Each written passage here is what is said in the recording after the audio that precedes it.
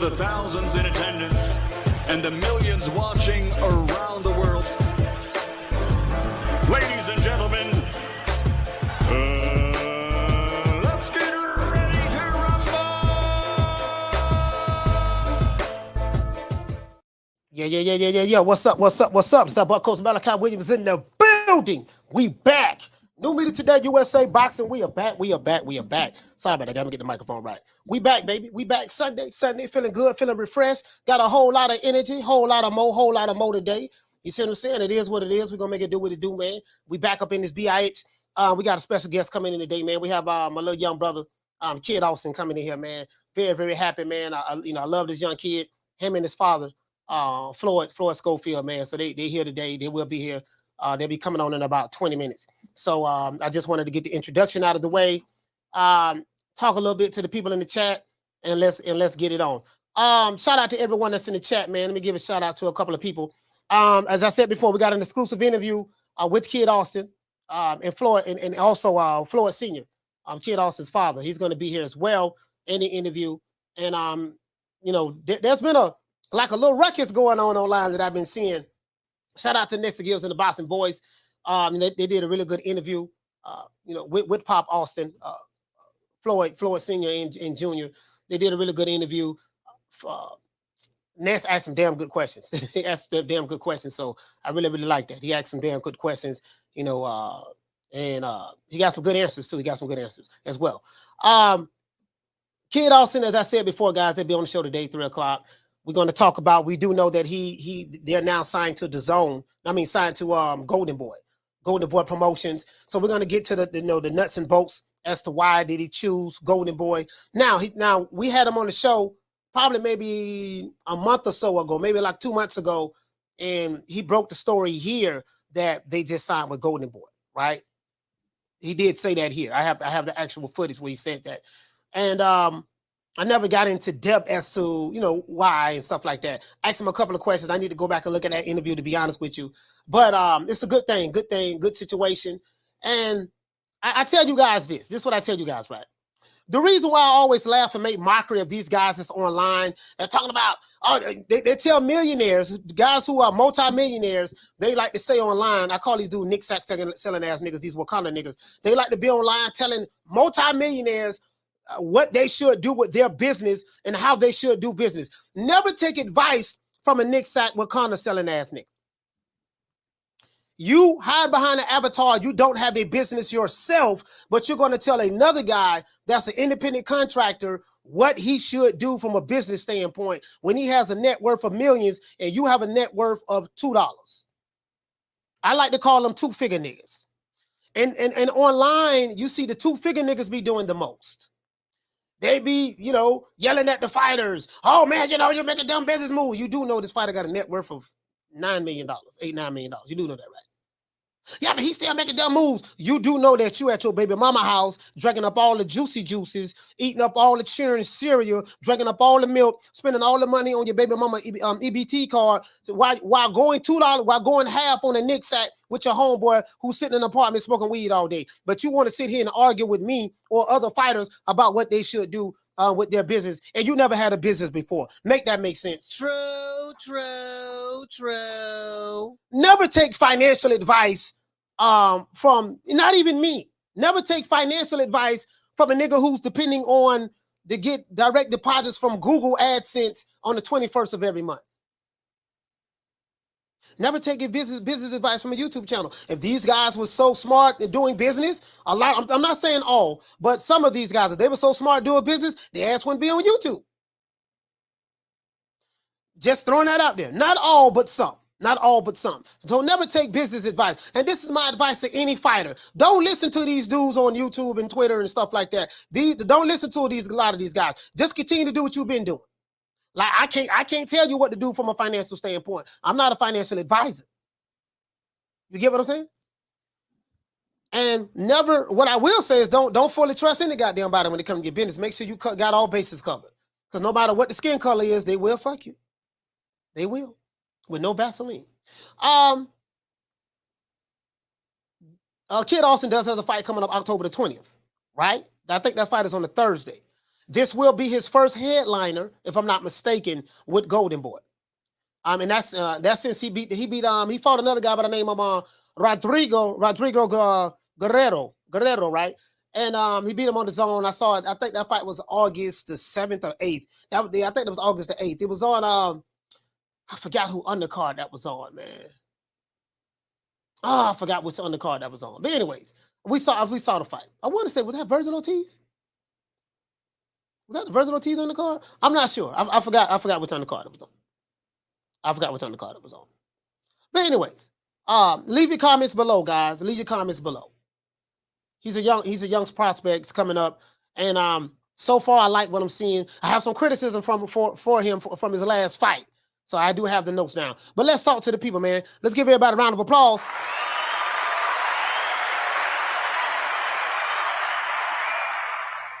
And we have a new member. Shout out to Mr. Gumbo. Hey, okay. For becoming a new member. He said Mr. Gumbo became a new member. Yes, sir. Salute to you, fam.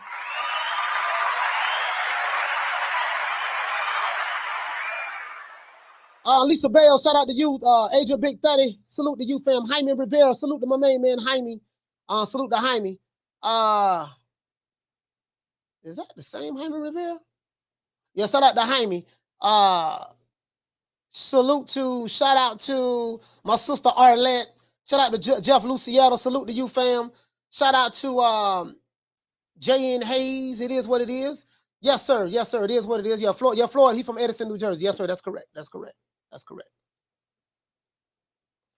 Tupac 13. Salute, fam.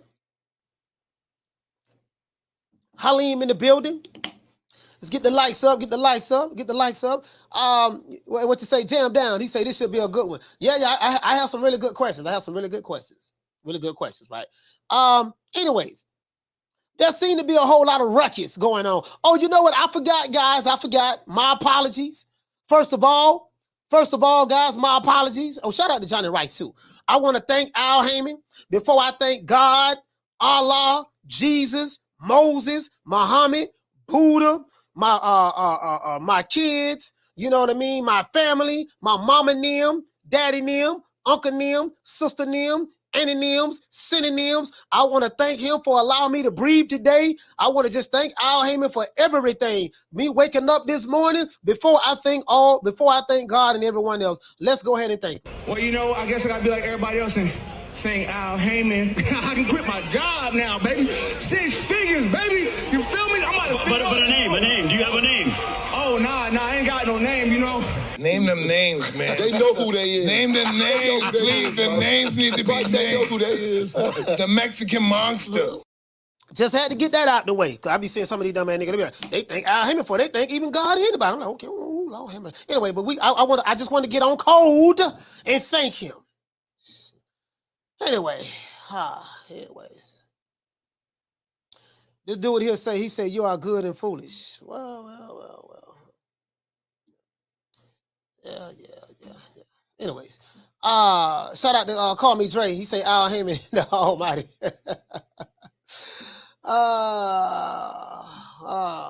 It amazes me. You know what amazes me, guys? The dude too. As a matter of fact, let me do this. Let me do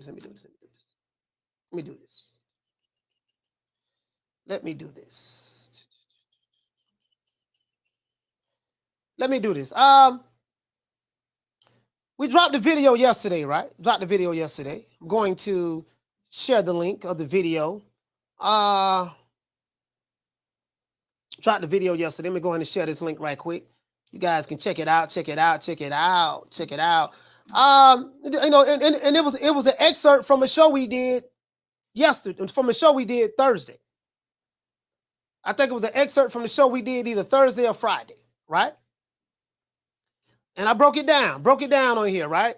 I've been getting a lot of the Wakandas is a steady ain't hot. You know, I hate you Wakanda niggas. You Wakanda niggas are my enemies for life. And these Wakanda niggas, they show up here every day. They don't like me, but they show up every day. So it's my job to disrespect them. It's my job to talk the way I talk to them because they like the abuse. They suffer from Stockholm Syndrome.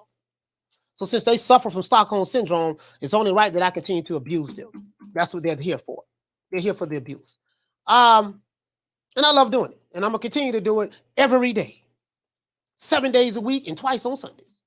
That's the new video I just dropped, guys. Y'all check it out. Check it out. Check it out. Check it out. Check it out. New video I dropped. That's the title.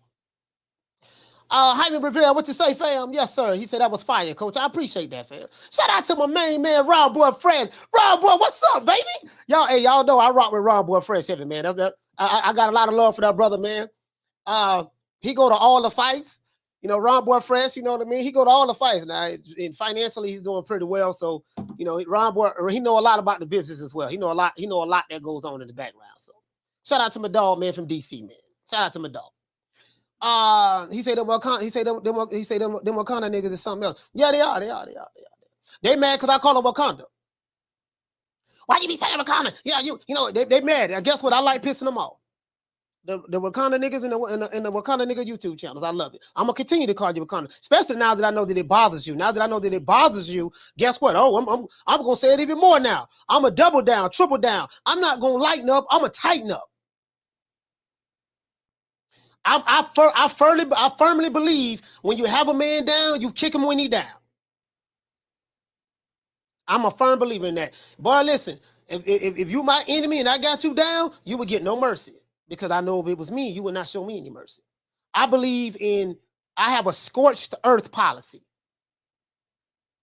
I believe in that. True. Hey, I tell him, hey, Sawab, I tell him, I say, bro, I am the worst Capricorn you can ever meet. There is no Capricorn on the planet Earth worse than me. I'm petty. I'm revengeful. I'm spiteful. And I have mean intentions. If I'm against you and you're against me, that's what you're gonna get from me. Nasty. I'm all of that. I'm all of that in some. Some other things I'm leaving out, but you know what I mean? Shout out to my sister Arlette, man. What's going on, Arlette? Rico, he said, I don't blame you, coach. No. Knock down 305. What's going on, fam? Yeah, man. So this video right here, let me show y'all this video. This video right here, I uploaded this yesterday. This video right here is causing a whole lot of ruckus. On the internet.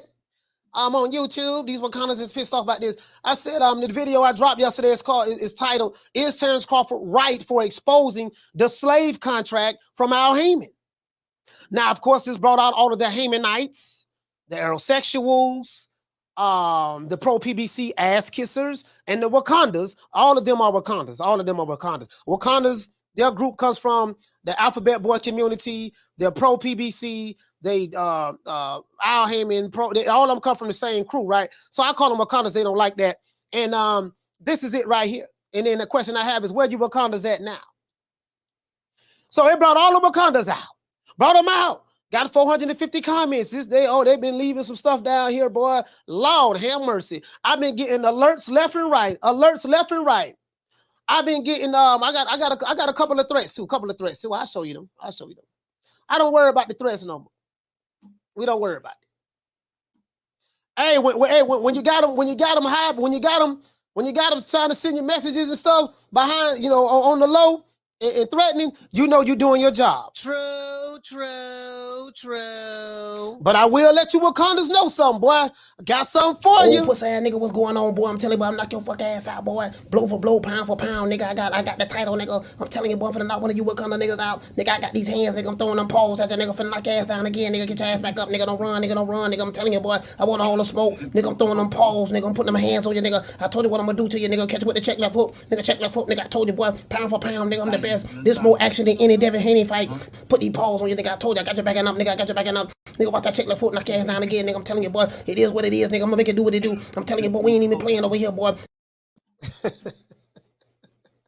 It's like, coach, you so petty. I remember what my sister, Bless 365. Bless say, you know what? She said, you know what? You petty. And I thought about it, right? I said, man, you know what? She right, I am petty. I am petty as hell. I am super petty. I am very, very petty, man. Very petty, very spiteful, very revengeful. Yeah, that's me. I'm the worst Capricorn ever. Shout out to Major Key Boxing. I ain't on that turn of the cheek shit. No, I ain't no. Shout out to Major Key Boxing, man. I hope you got your power on. He said, not yet, but my mother did. Oh, okay, man. Yeah, man. Sorry about that, man. I'm sorry you ain't got your power on yet. Sorry you ain't got your power back on yet. Man, Major Key. God damn, what? Damn. Damn, you get what I'm saying, though? Hey, man, I don't play with it, man. I love it. I love it. Oh, I love it. Oh, Lord, I swear to God, when I see that whole ass nigga goes, man, like how ways I'm gonna put them paws on them. Nigga, Wakanda forever, bitch. Oh, Lord, he threw Wakanda through that fence. Wakanda is dead. Oh, Lord. Yeah, I killed them niggas. I killed Wakanda. I killed them niggas, boy. Them niggas right now, they scrambling like roaches when the lights come on. Oh, shit. All of our narratives blowed up. Oh, goddamn. Sign the contract. 60, 40, 70, 30, 80, 20. Where you at?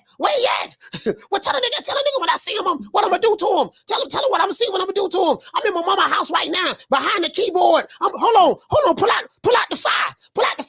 Oh, Lord, I swear to God, when I see that whole ass nigga goes, man, like how ways I'm gonna put them paws on him. Nigga, Wakanda forever, bitch.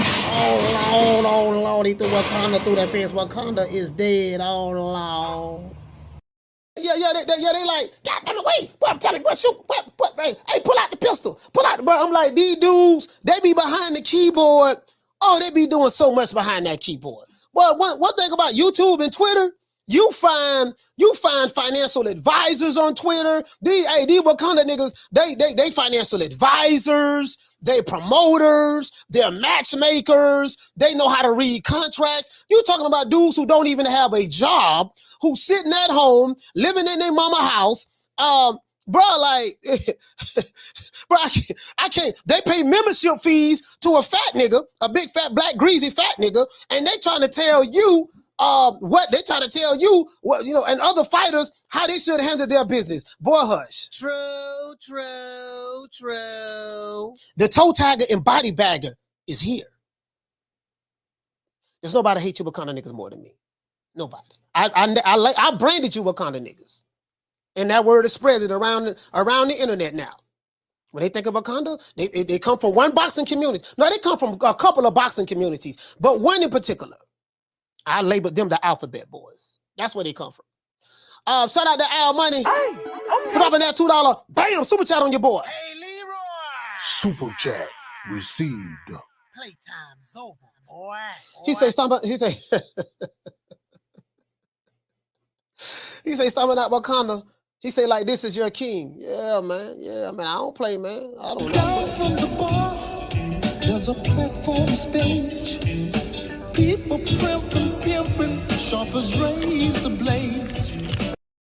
Swab, shout out to Swab. Hey, okay. Dropping them two, bam, pounds on your boy. Hey, Leroy. Super chat received. Playtime's over, boy. He said, Coach, don't forget to thank Al Heyman. I already did that, fam. You missed it. Down from the bar, there's a platform stage. People pimping, sharp as razor blades. Shout out to Lady Shan, done them season in the building. Shout out to Lady Shan in the building. Yeah, so anyways, we got some fights coming up, guys. We have some fights coming up on October the 8th. Conor Benn is fighting next week. I'm rooting for Conor Benn. I'm not going to sit here and lie to you guys. I'm giving my prediction.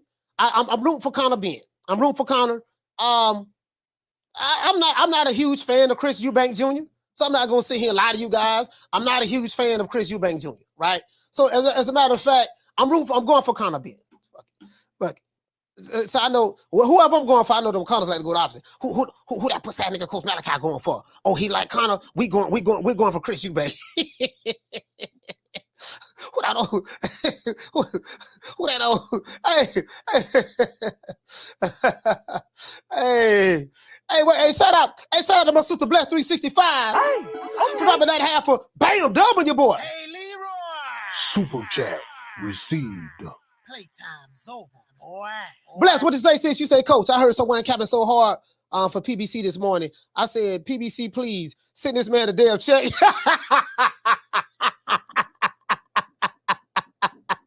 Down from the bar, there's a platform stage. People pimping, sharp as razor blades. And you know the crazy part about it, bless, is this. The crazy part about it is this, right? Bruh, how can you be broke at home, scuffling to put gas money, coming up with gas money, scuffling, you know, the women got the jobs and the dudes ain't got nothing going on. And bruh, they have so much energy. And the crazy part about it is this,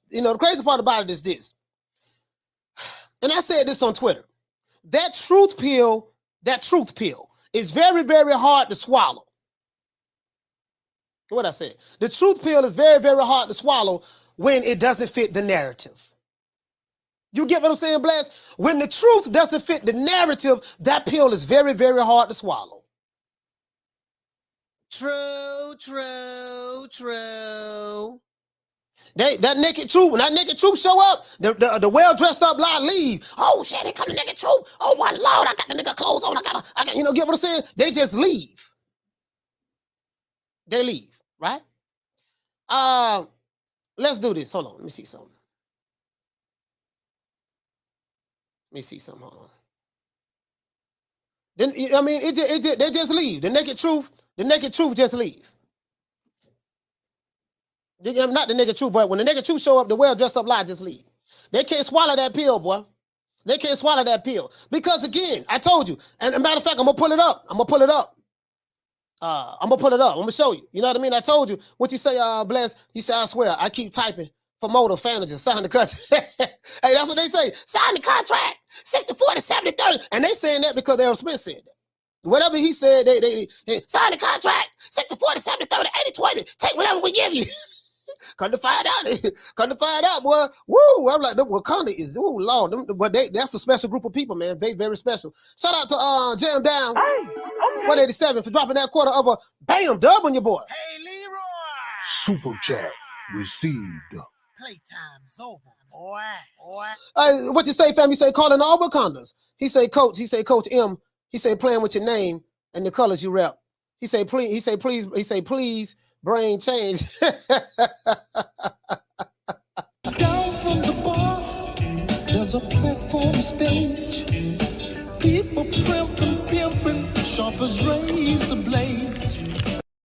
Hey, the Wakandas will be over here like, they'll be over here taking screenshots of people that's in the chat. Oh shit, I see Bless over there. Oh shit, Bless, what's she doing over there with the ops? Let's screenshot that. I got to send that to the leader. of the Alphabet Boy community. Let them know that I call her over there. I call her over there at somebody else's channel. That old hoe ass nigga called Malachi.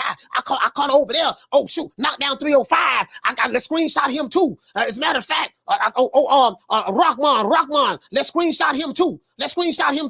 Toby Bartlett, let's screenshot him. Oh, Big Blunson Boxing, he the ops. Let's screenshot him too. We go, as a matter of fact, let's screenshot all of them. And then, and have it set up. I'm like, bro, oh my Lord. Very, very special people. Very special.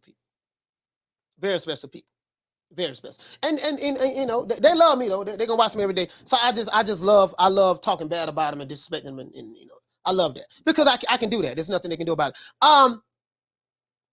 Shout out to as a matter of fact, Connor Bean and Chris Eubanks Jr. Is on. Hold on. As a matter of fact, let me see what's going on. Bear with me, guys. Bear with me.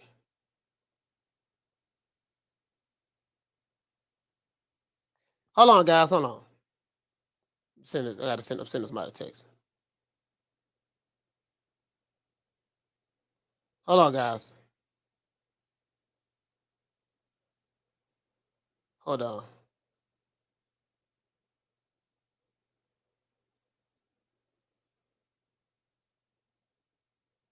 Just sent the text out. Hold on, guys. Yes. Anyway, so Chris Eubank Jr. I'm riding with Connor.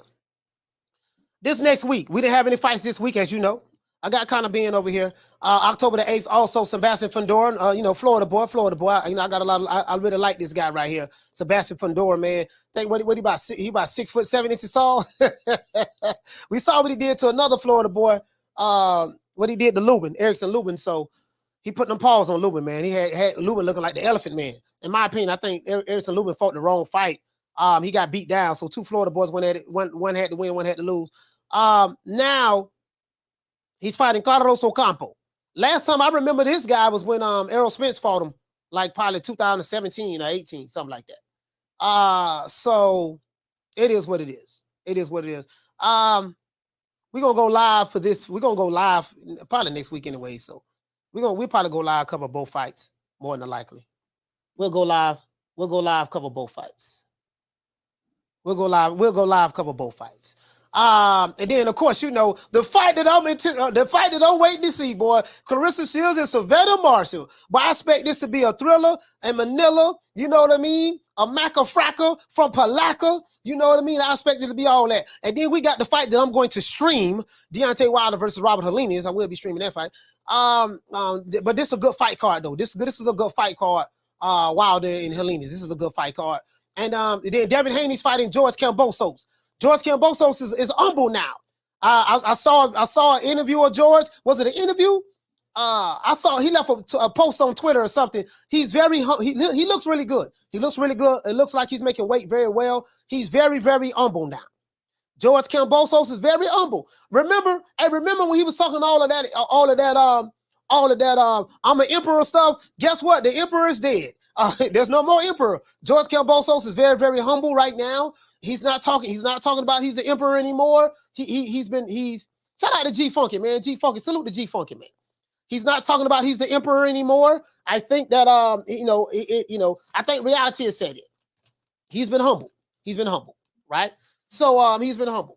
He has been humble. You know, you get what I'm saying? So I got my notes right here when I'm gonna ask questions. So yeah, you get what I'm saying? So I see that. I see that.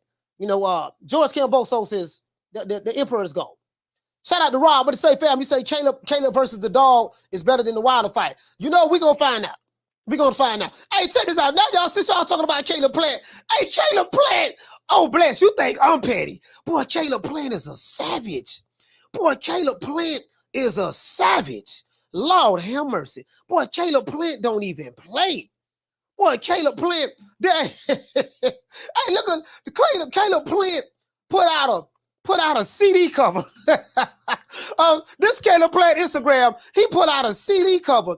Anthony Durrell, beware of the dog. Now let's go right here. Let's see what he says. Hold on, let me blow it up. Boy, doggone Caleb Plant don't even play. Caleb Plant says, this is my guy, Anthony. He's dropping a mixtape October the 15th. He said he's dropping a mixtape October the 15th. It would not be on any streaming platforms, but he will be pushing them out of the trunk of his car.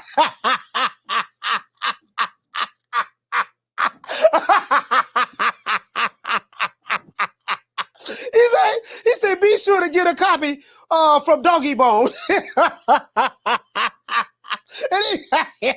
The real that dog goes Caleb Plant a savage. And you know what? I might buy this pay-per-view. I might buy the pay-per-view. You know, I'm really not gonna buy it. I'm probably gonna stream it more than likely. But if I wanted to buy this pay-per-view, I'll buy it on the strength of that right there. Caleb Plant is a savage, dog. Caleb Plant is a savage. Oh, Lord have mercy. Anyways, without further ado, let's give our brother a round of applause, man. He's here. Our brother Kid Austin is in the building, man. Kid Austin, let's give him a round of applause. Yes, sir. Yes, sir. Yes, sir. How you doing, brother? Man, shout out to the kid, man. What's going on? Hey, man, what's cracking like it, man? You know, I'm happy that you're headlining your first fight. This is your first headliner with Golden Boy. You know what I mean? There go my man. Hold on. Let me move this man out the way. There go my main man right there. What's going on, my brother, man? You know, I got a lot of love for y'all, man. I really do, man. Love for you too. Yes, sir, man. We as a matter of fact, let me keep it right here. We'll leave it right here. We're gonna get right into it. I got some criticism, my brother, of your last fight. That's good. That's good. Yeah. I got some watching. Yeah, absolutely. I'm gonna watch all his fights. Now you fought. And what the dude? I forgot the dude name who you fought. I had it up. I forgot who you fought. What was the guy name? Guerrero. Yeah, Guerrero. Yeah, Guerrero. He didn't want to go nowhere. Hey, you can't hit him in the head. I said, man, he got to go to that body. He got to go to the body. You know what I mean? And it kind of like you kind of like abandoned the body attack. Well, what was the reason for that? For what? Why we only had 2 weeks notice for that opponent. Oh, 2 weeks notice? Yeah, we didn't get time to practice for him. The opponent changed on us. Oh, okay.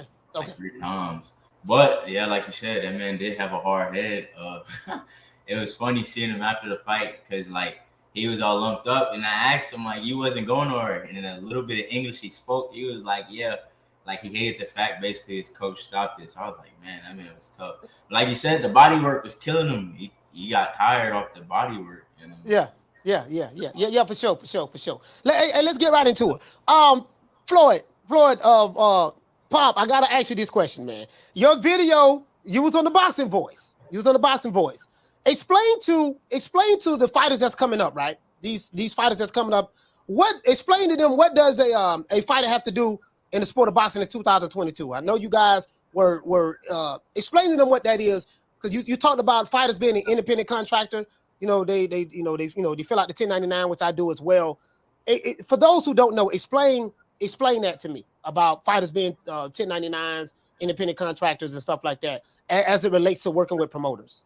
Meaning they work for themselves. They got to pay their own taxes. Mm-hmm. They their own businessman. Mm-hmm. And so for a fighter, they need to form an LLC first off and sign themselves to their own company so that they can get the tax benefits to write it off. Otherwise, they give Uncle Sam money. They give 20% to their manager, 25% to the promoter. They're gonna be broke if they don't put it in the corporation. So that's why they just got to form themselves into an LLC.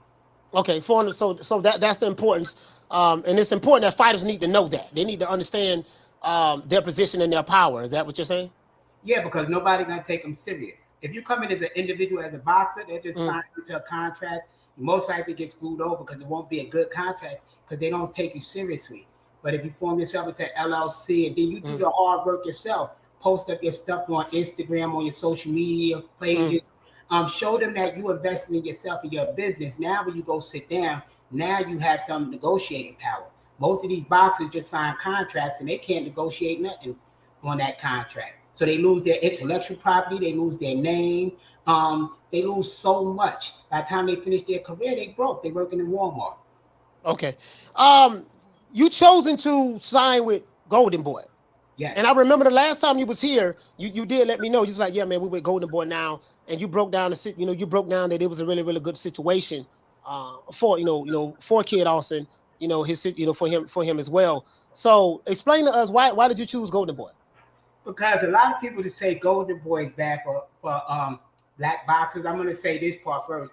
But they don't remember that Floyd Mayweather, when he started making the big checks, he was with Golden Boy. Parker was with Golden Boy. Yeah. I mean, all of them was with Golden Boy that got that big start to make them millions of dollars. And then when they left Golden Boy and went with Al Heyman, that's why Golden Boy sued him, because that was their fighters, and they made these fighters so much money. And Golden Boy needed the fighters, supply and demand. They promoters, they need the certain fighters because they want to fill up seats. They want to make money. So supply and demand, they needed a good black fighter that really could fight. And so they was willing to negotiate. Al Heyman wasn't willing to negotiate, right? MTK Global wasn't willing to negotiate, right? Top Rank, because we're not going to take a slave contract because we put in too much work. So that's why Golden Boy, they came to us, they said, whatever y'all want, and agreed to all our terms. And that's beautiful. We're gonna piggyback on that with Top Rank and the other promoters who offer you contracts as well. Did you get any offers from the other promoters? I know you did, but what are some of the other promoters, if you are at liberty to say so, what are some of the other promoters who offered you contracts to sign on the side, Ken Austin? Al Heyman, of course, where everybody think we should have went. Top Rank, MTK Global, all the promoters came. All the promoters sent their offers. But one thing about De La Hoya, all these promoters sent it through their, I guess, workers, where Oscar came directly to us and said, if you give me a chance, we're going to make you a star. What do you want? So we wanted 4 to 5 fights a year. We want a chance to get a title in a year. We don't want to just sit fighting cab drivers. So Oscar said, I'll give you all of that, whatever you need and more. And so they met all our terms. Okay, so Oscar De La Hoya was the one out of all the other promoters that met all your terms. Yeah. Now this leads into this. there's a belief online. I don't know if you know this, but I do know you online a lot. But there's a belief online from a small group of pro PBC Al Heyman YouTube channels and their subscribers, as well as other social media platforms, that believe that all black fighters should sign to the PBC. That's one, right? Because Al Heyman's there's his word out that Al Heyman takes care of all of the black fighters. Everybody's rich at the PBC. Everyone has fair contracts, and no one ever complains at the PBC. And if you're not black and you're not signed to, if you're black and you're not signed to the PBC, they like to call you a coon all the time, sell out and stuff like that. What say you? You did not sign to the PBC. Why is that? First off, nobody here is black. That's the first thing. Once people realize that it's no such thing as a black person or no such thing as a white person, then they can get knocked down that color line. Right. First of all. And the reason people can't talk about Al Heyman because it's in their contract. They can't talk negatively about that company, even if he screwed them over. Or they wait. What do you mean they can't? It's in the contract. They can't talk bad about it. So when people say, so hold on. I want you to pick it back off of that. So when people say, I like to thank Al Heyman, because I do notice that the fighters, they thank Al Heyman before they thank God, Jesus, Moses, Abraham, Allah. They mama, they daddy. Al Heyman is the first one they thank. So can you elaborate on that? That didn't raise an eyebrow to y'all? Really? No, it's in the contract. You can't talk bad about them. Point blank, period. No matter if they screwed you or not, you can't say nothing bad about them. And of course, the people that's in slave contracts is going to say thanks to the master because they want another fight. They want to stay busy because they're not going to guarantee you no fights. They don't guarantee you the amount of fights. And I'm not talking about bad about the man. I'm talking about the contract we got. Right. From them. They're not guaranteeing no fights. They're not guaranteeing no fight dates. You can't talk bad about them, even if they screw you over. You can't sue them if they screw you over. So why would somebody go? They wanted us for like 11 years or something. Yeah, and then all the extensions, by the time you're done, it's an 11-year contract. So why? Why would we go there? Forget if it's black or white. It's just bad business.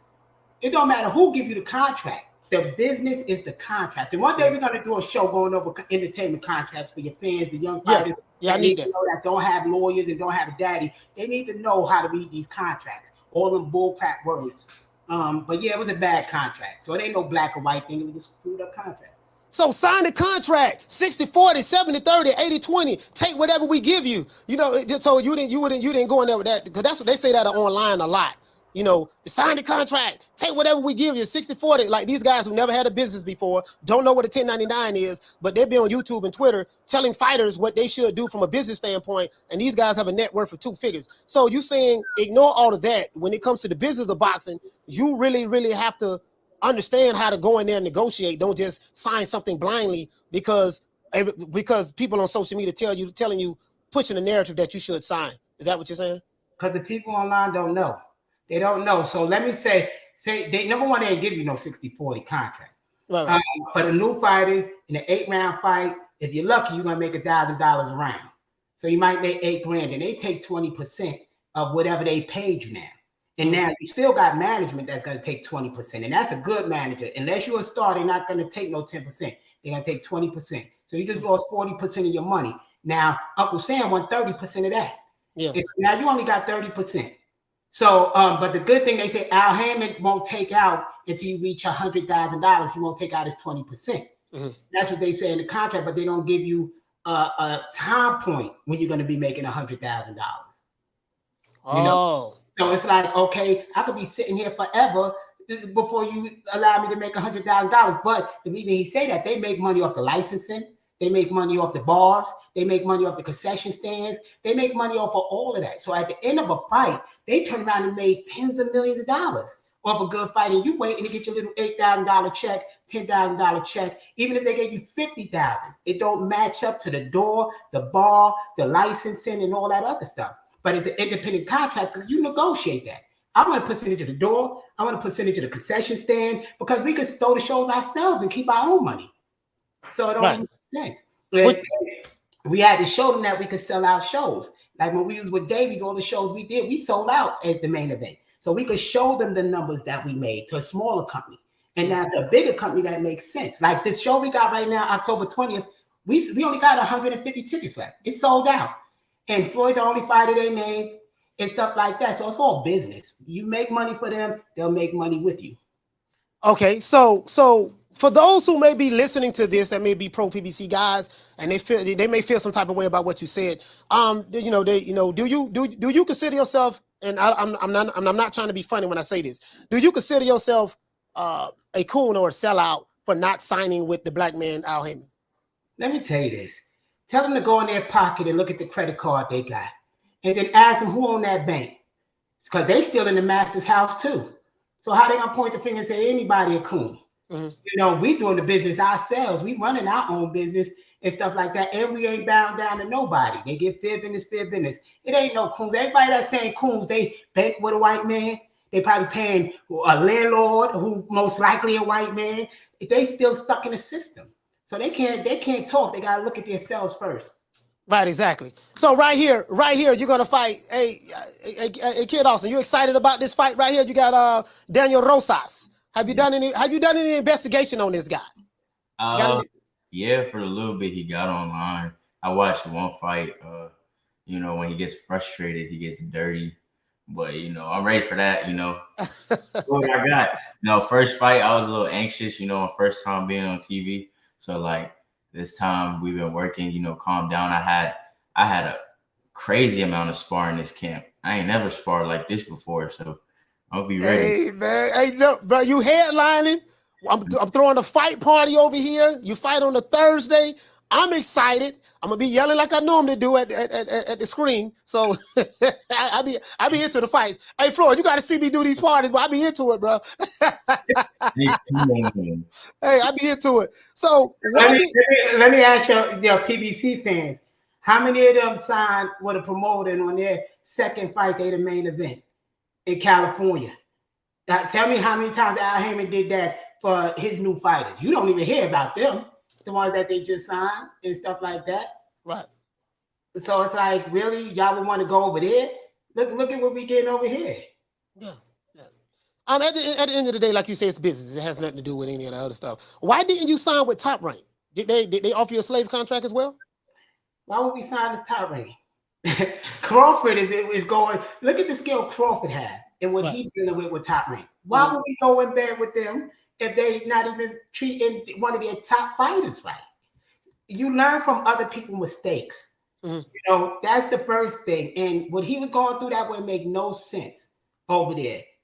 It would make no sense for us. They wouldn't have gave us no title shot in no year. Yeah.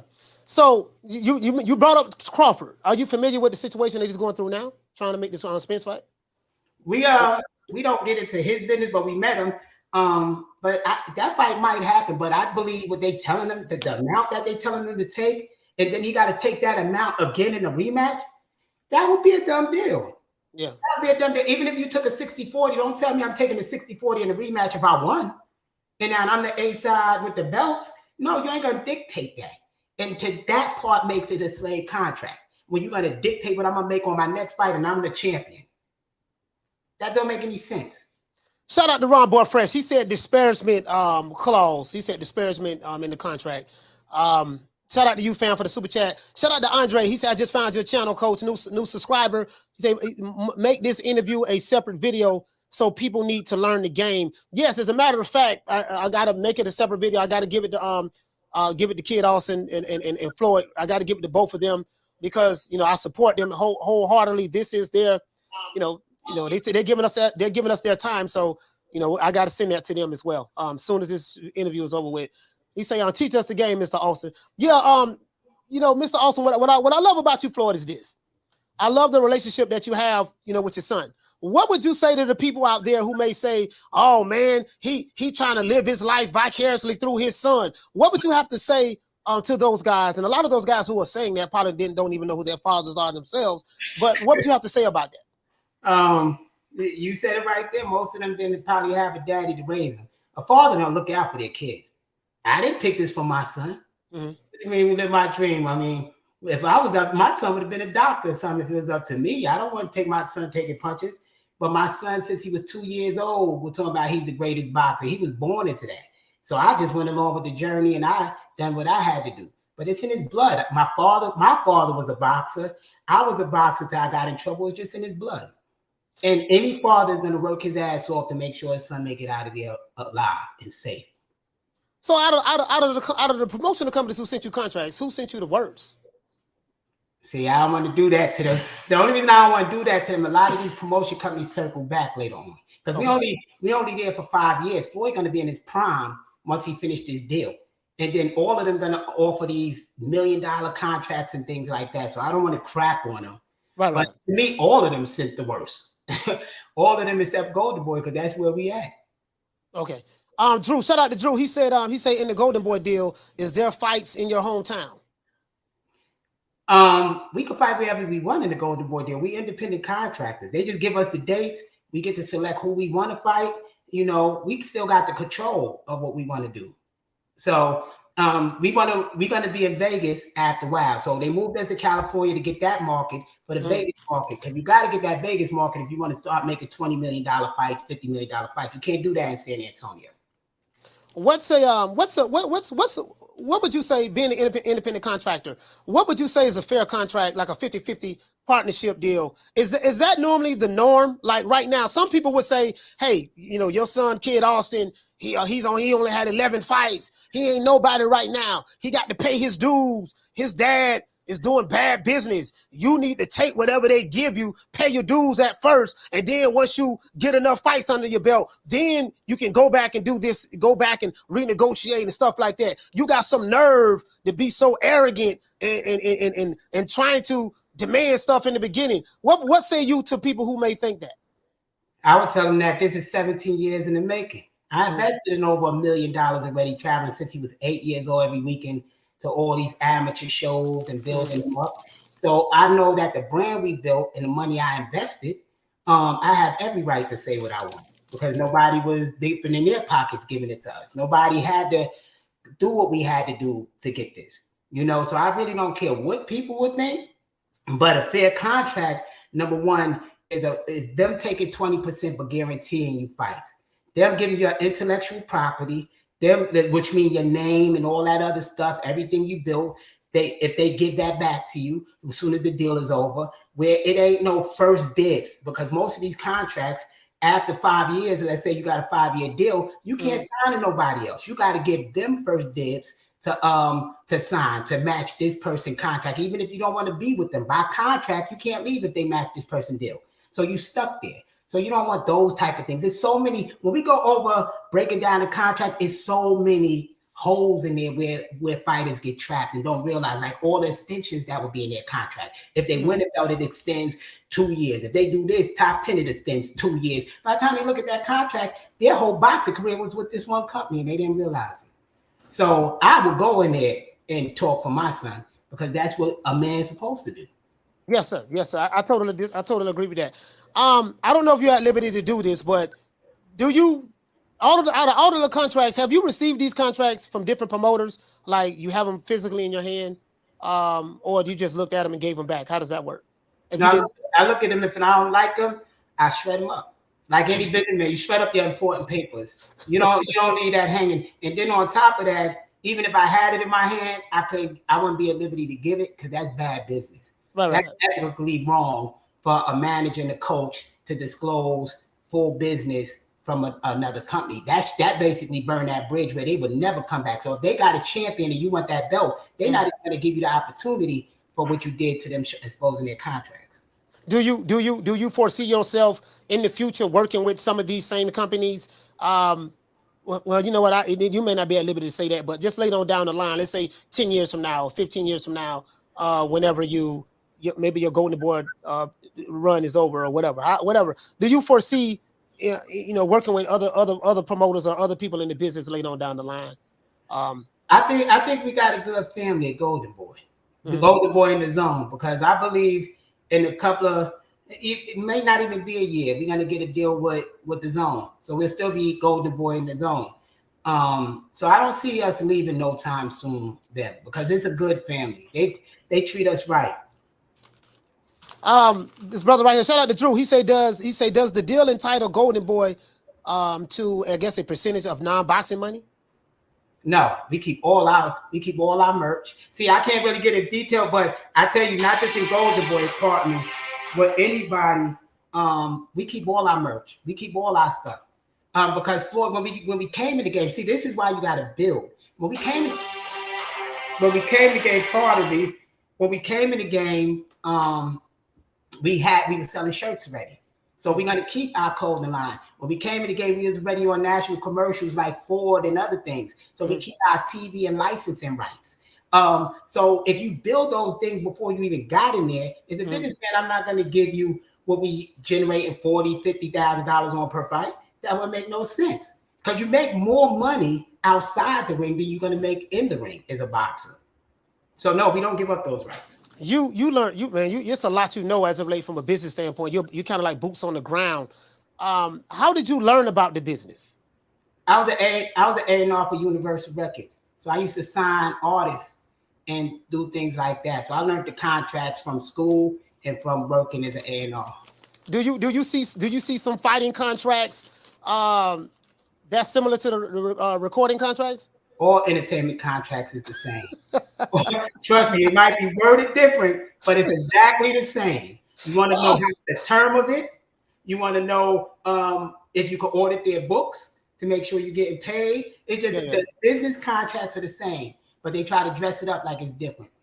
Oh, so you know what? You just educated me on something. So I didn't know that all of the recording, all of the entertainment contracts are the same. I didn't know. So it's worded differently. So you could have a 360 deal in boxing. Yeah, you lose your merch, you lose everything. What? It's the worst out of the entertainment businesses because most boxers don't even know where they get their money from. They don't know where to get the money from. Record sales, off your record sales, your masters, all this other stuff, you're publishing, the artist. But as a boxer, most boxers do not know where money comes from in boxing. Shout out to Drew. Drew say that was Al Heyman calling. Everybody being funny. Shout out to Bless. She said PBC stop calling them down. hey Floyd. So have you ever walked in? So you wasn't gonna walk your son in a situation like this? Who you think he is? DJ Quick? No, I ain't say Kid Capri? I didn't say that. Oh, you must be Jimmy Walker. Blue, you ain't nothing. You don't deserve nothing. You don't get nothing. You get what I give you. I got a contract between me and you that say you do what I tell you to do. Therefore, shut up. Don't say nothing. Don't speak to me. Don't look at me. I tell you something. Money, I just said. Blue, if I raise up, gonna be trouble. Trouble. I'm walking off. So you wasn't gonna walk in there like you wasn't gonna leave. They tried. They tried to do. They tried to tell me shut up. You mooching off your son. They tried all that. And I said, I'm mooching. Okay, meeting done. Next, and leave out the damn meeting. Then they call and ring in the phone. Please come back. Nah. So they try to bluff. So you've been in situations where don't name any names, but just people try to bully you in negotiation tactics, and just try to. You come from the music business, so you pretty much know how it is. You educated me on as it relates to. I didn't know that all entertainment contracts are pretty much the same, just the language is different. Well, when we go through it, I'm gonna break it down. I'm gonna have two contracts for you. I'm gonna have a music one and we're gonna have a boxing one. And we'll go over the terms. Y'all see it for yourselves. We're gonna educate boxers where they know, where they don't need a lawyer, but I would prefer if they get a lawyer, but they gotta know what the lawyer is talking about too, or they'll get screwed by their lawyer. Look at Tank Davis, where he ended up talking to the lawyer about why would you give me a contract like that? Because he didn't know. So they got to know what they're doing even before they go to the lawyer. Yeah, you're right about it. And you got to understand the lingo and stuff like that. So what advice would you give a fighter that's in the position of Kid Austin? What advice would you give him? Like, who should he have on his team? Like, who are the first people you need to have on your team? Like I said, not everybody got a dad, but get you you're in trouble. I don't know. No, you need a lawyer. You need a good lawyer. We got Michael Miller, who's our assistant manager. What type of lawyer? Explain. Be more detailed with that. You need one that focuses on boxing. One that's in the boxing business. You don't need no lawyer that just did album record contracts, don't know shit about boxing lingo. Okay. Then you're gonna need a good manager. So you don't have to make your lawyer your manager, but we chose to do it because he's good at what he do. Besides that, you're gonna need a great trainer that knows the business. Because if your trainer's supposed to be looking out for you, if you don't got a dad, your trainer's supposed to be that father figure that's making sure you're not getting screwed over, because the boxer should just focus on boxing. So that's the first thing. You need a great coach that know the business, a manager, and a lawyer. Okay. Do you shout out to WS? So this is World Comeback Sports. He say Floyd only 20. This has to be a learning experience for him when it comes to the business too. Yes, sir. Yes, sir. Absolutely. Shout out to World Comeback Sports. Salute to you, fam, for the super chat. Damn. So King KO, you're right. You do need an accountant also. Yeah. But if they can't afford an accountant, get you your QuickBooks, attach it to your LLC bank account, and because it will help you do your accounting. Because you're gonna have to show your cash flow. So that is true. You do need a good accountant. Okay. Shout out to Drew. Drew says he said does Kid Austin have has a commercial agent for auditions to TV and film money moving through LA? It sounds like Golden Boy and the other side of the team, like manager and publicist, will work together. What happened is we put our stuff online. If y'all good at what y'all do, posting on Instagram, they will come to y'all. Ford came to us. They came and found us at the gym and asked us to be on a bunch of their commercials. So we didn't have to go out and have to hire an agent, because then if you hire an agent, the agent getting 20%. You could go put your stuff online, and believe me, they'll come to you. We had movies come to us, like we were supposed to be in the Creed movie, but due to our schedule, we couldn't do it. So they'll come to you. Just post up your stuff. You got the world at your hands on that Instagram and Facebook. Yeah, you do. You have absolutely. Social media is a powerful platform, a powerful tool if you know how to use it. And I tell people this all the time. You got to know how to use it. Most people who are on social media, they don't know what it's for. They just use it and don't know how to use it to monopolize off of it. So you say Ford found you guys? Yeah, I seen some of the commercials. Yeah, they came to the gym. We was in Austin, Texas, Lord Richard Boxing Gym. Okay. They filmed the whole commercial in the gym. So we have 3 commercials with Ford already. We got about 6 more months with them to be a model for them, what Floyd be doing. And that's just one of the companies. So all you got to do is get the following. Once you get 50,000 followers, they coming. And then Instagram, most people don't know Instagram pay you $35,000 a month if you're doing right. Let me show you this, because most people don't know this. He giving y'all some. I'm giving y'all game because most people don't know where the money come from. They worrying about you make more money out of the ring as a boxer than you do in the ring. And if you sign over your rights, they get all of that. So I'm gonna show y'all Kid Austin thing. I'm not gonna show y'all all his money now, but I'm gonna show y'all Instagram. So once you go to Instagram, you turn. Let me see. I'm gonna have to see. It ain't gonna. All right, you turn. Those are the analytics. The analytics. Okay, so when you go to bonuses, I'm gonna click bonuses, and I'm gonna click on what they say he's eligible. So this, could y'all see this? He's eligible to make. Could y'all see it? $35,000 a month, just posting up on Reels. Yeah. So it's like, you make money as an influencer. So get online, start pushing your things, and that's just Instagram. That ain't TikTok. That ain't YouTube. So you walk away with about $40,000, $50,000 a month if you smart, and that ain't even your merch. Yeah, you're right. I'm looking at some sponsors right now that has reached out to me right now. And hell, I ain't got a little over 15,000. I almost got 15,500 subscribers, but I'm doing some hell of a numbers, over 3 million views. And I got it from the muscle, so I got a couple of them looking at right now. That like they literally reached out to me within the past month, literally. You could get with 15,000 followers and millions of views. You could get liquor companies, anything, just to put something on your back wall. They will pay you monthly, good money. I mean, it's the shirt you wear while you're interviewing, that company will pay you good money. You got an afro, you have a pick in your hair, that page will pay you money. It's so much money you could get as an entertainer. Let's how many fights would you like to see Kid Austin have? Like how many fights? How many times you would like Kid? I want to ask you this question. How many fights you would like to have this year? What are you contractually allowed to have per year? What you promised so many fights per year? Or I think 4 to 5. 4 to 5 a year? That's in the contract, yeah. Oh man, so you're gonna be busy, bro. Hey, listen, man. Hey, you going all right, so who doing the matchmaking? My dad and Golden Boy, Golden Boy and me. They give me opponents and I tell them yes and no. So are these 360 deal contracts, is that the norm in boxing now? That's the norm in everything now, because these companies realize how much money coming through. So why would they want to tap into that? The Instagram sales, the merch sales, the commercial sales. Some of these companies won't even allow you to be in a commercial without getting approval from them. If you don't, they want a piece of everything. I just found the interview, right, that you did, right? Again, on the Boston Boys.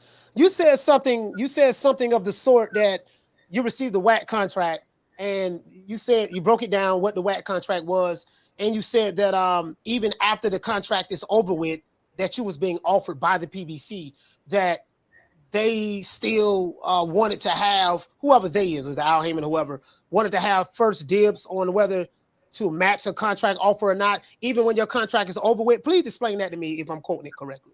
But that's in every boxing promotion contract. That ain't just Al Heyman. Right.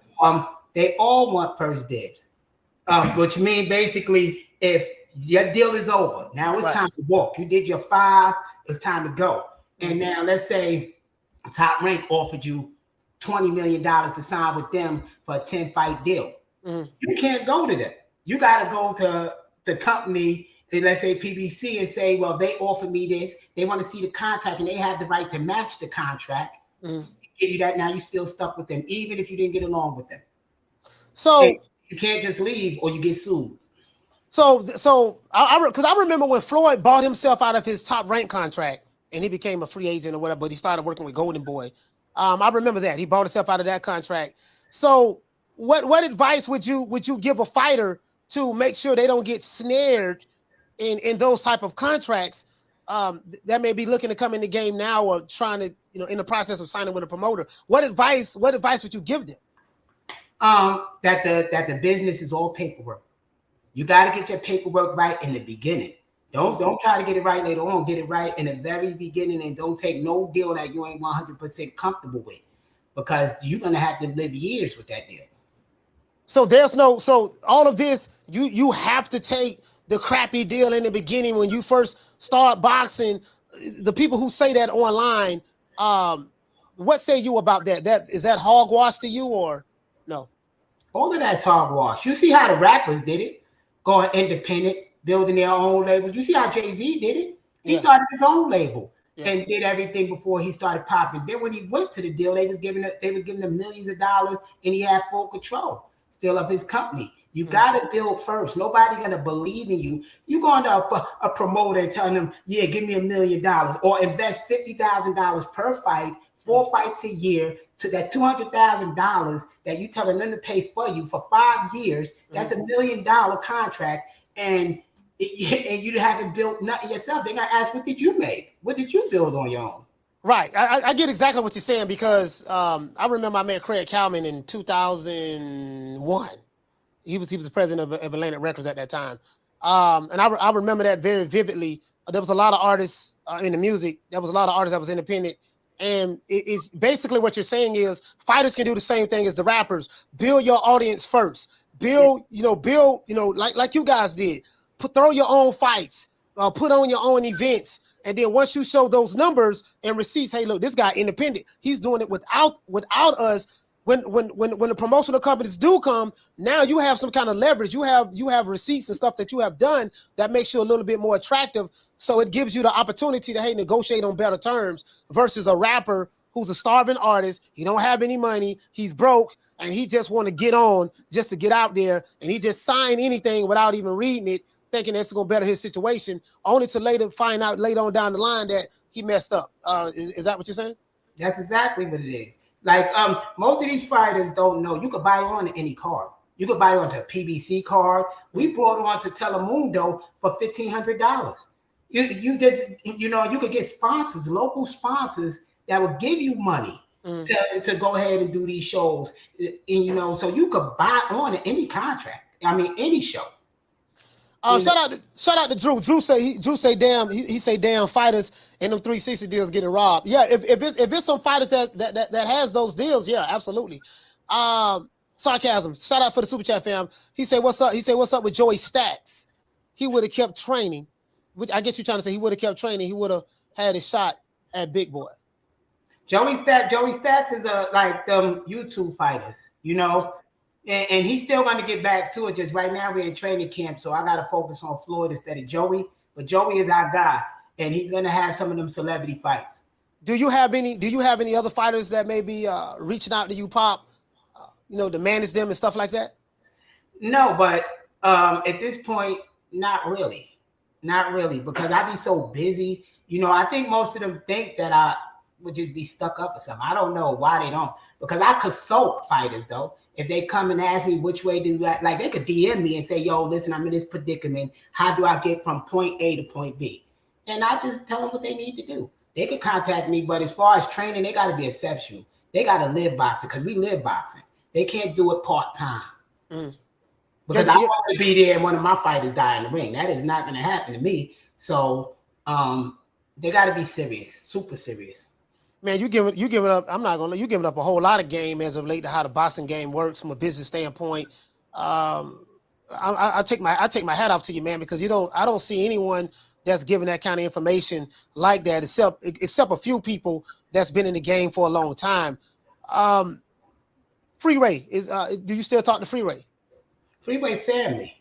So we gonna always talk to Freeway. He's family. Freeway got his own company. He got Team Freeway Boxing. And he helped like new fighters come out that don't have money to invest. So they help them over there. I don't know about their contracts. I'm not saying go to them. Right. Not what I'm saying, because y'all would not run up on me and say, you told me to go to Team Freeway and this happened. That is not my thing. But they do help fighters that need the money, that need the experience. Yeah, I mean, that's good. That's good, man. So right now, you got a fight coming up October the 20th. What are you expecting outside of a victory? Like, where are you fighting at? Let everybody know where you're fighting at. What is the capacity of the venue? I do have the flyer, but I just want you to you want me to go? Go ahead, you go. I'm fighting in Indio, California. Okay. I believe it's like 3,500 seating. 3,300. And yeah, I'm gonna put on a nice performance. We gonna knock the guy out. We gonna make an example out of him. They call him a step up. Because, but we gonna do what we do. Because we want to fight Keyshawn Davis. Let's put that out there. He's the businessman. Let's do business. Okay. He got 6-7 fights. He got 11 fights. Let's make that happen. And if not him, we want to fight Cruz. Because everybody say Cruz is this killer, so Tank scared of him. Why not give us the shot to fight Cruz? So we could show what we could do. You talking about Pitbull? Tank already fought Pitbull though. Right. He don't want that rematch. He don't want that rematch with him. But what I'm saying is give us the shot to fight him. So do you think you will be able to make that fight happen? Because some people may say, hey man, Floyd, you talking a whole lot of trash. You talking about Keyshawn and you want Pitbull, man. Right now, man, you doing too much. It's kind of like you doing too much as a dad. Do you feel that way or not? Nah, tell him to ask Keyshawn then if he'll fight us. Tell him everybody say all this talk. Tell him to ask Keyshawn. Why would I feel any kind of way if we get the champions ready for their fights and we be punishing them and they hold the belts? So why would we be scared of a Keyshawn or Cruz? I think Cruz is a good fight. I want to challenge my son. I want to see what he got as a coach. I want to see what he got. Man, I don't know. That's the Mexican Mike Tyson, man. Pitbull hit pretty hard, man. I don't know if he want to get in there with that Pitbull, man. Pitbull now, boy. Oh no, hey, believe me, we got a lot of advantages on our side, and we hit hard too. Hey, he's a pressure fighter now. You can't hit him in the head. You see his neck. The man got a neck like a pit bull for real, bro. Like you can't. Yeah. So what's the counter style of Swarmer? Remember, we know all 5 styles. We mastered it. So for a pressure fighter, our boxer would beat him all day. So we ain't worried about what he gonna do. He not worried about what we gonna do because he can't see it. Them eyes is batted up and closed up. If he can't see, what the hell he gonna do? We gonna slow him up before he can even get to us. Hey, he gave Tank some problems now. So and Tank is a world-class fighter. So if he gave Tank some problems, we want to fight Tank too. They know that. We've been to camp with Tank twice. Yeah, I know. They say nothing to us about none of that. We want all of them because if we're gonna be undisputed champion, we gotta fight the champions. Cruz hold a belt for us to get a mandatory shot. So for us to get to that, we gotta go through Cruz sooner or later. So you gotta go. Okay. Right. So we're gonna either become number 1 where we the mandatory for that, but we're gonna fight him. So they can't run but so long. People go into different weight classes now because they know the storm that's coming. I bet you Devin not just saying that he going to 140 for no reason. So, you know, we ain't worried about that. Just the people that's on the outside don't know because they haven't been in there. And somebody put something about what? Laugh out loud, Greg Hackett. What that mean? Man, Greg Hackett needs to stop. Who's Greg Hackett? That guy that were all them losses? Like 3 and 25? So that ain't even a conversation we had. Tell him to learn to box. You know, yeah. Shout out to Evo. He say Cruz and Mike Tyson with the little ring IQ and no jab. Yeah, he don't have a jab at all. Timothy said Pitbull Cruz and Keyshawn Davis both are the real deal. We want to fight the real deal. You cannot make history. You cannot make it to be the greatest boxer ever if you're not going to fight the real deals. You got to fight the top guys. Yeah, you got to fight the top guys. I have a criteria that I go by over here. I'm an old school dude, and my thing is this: you can't tell me that you are the best fighter in the world if you're not fighting the best fighters. It doesn't work that way. You know, a lot of the fans that are fans of boxing today, they believe that as long as you're fighting tomato cans, hobos, bums, and they say, well, my fighter, he got 20-something knockouts. He knocked this guy, that guy out. I'm like, yeah, but who did he fight? Who did he fight? Who you fight matters. So if you say that you are a top guy, you're an apex predator. If you tell me you're Megatron, you better be fighting Optimus Prime. You get what I'm saying? If you tell me, the game has changed now because people scared to get a loss, but they got to remember all the greats, all the legends have losses.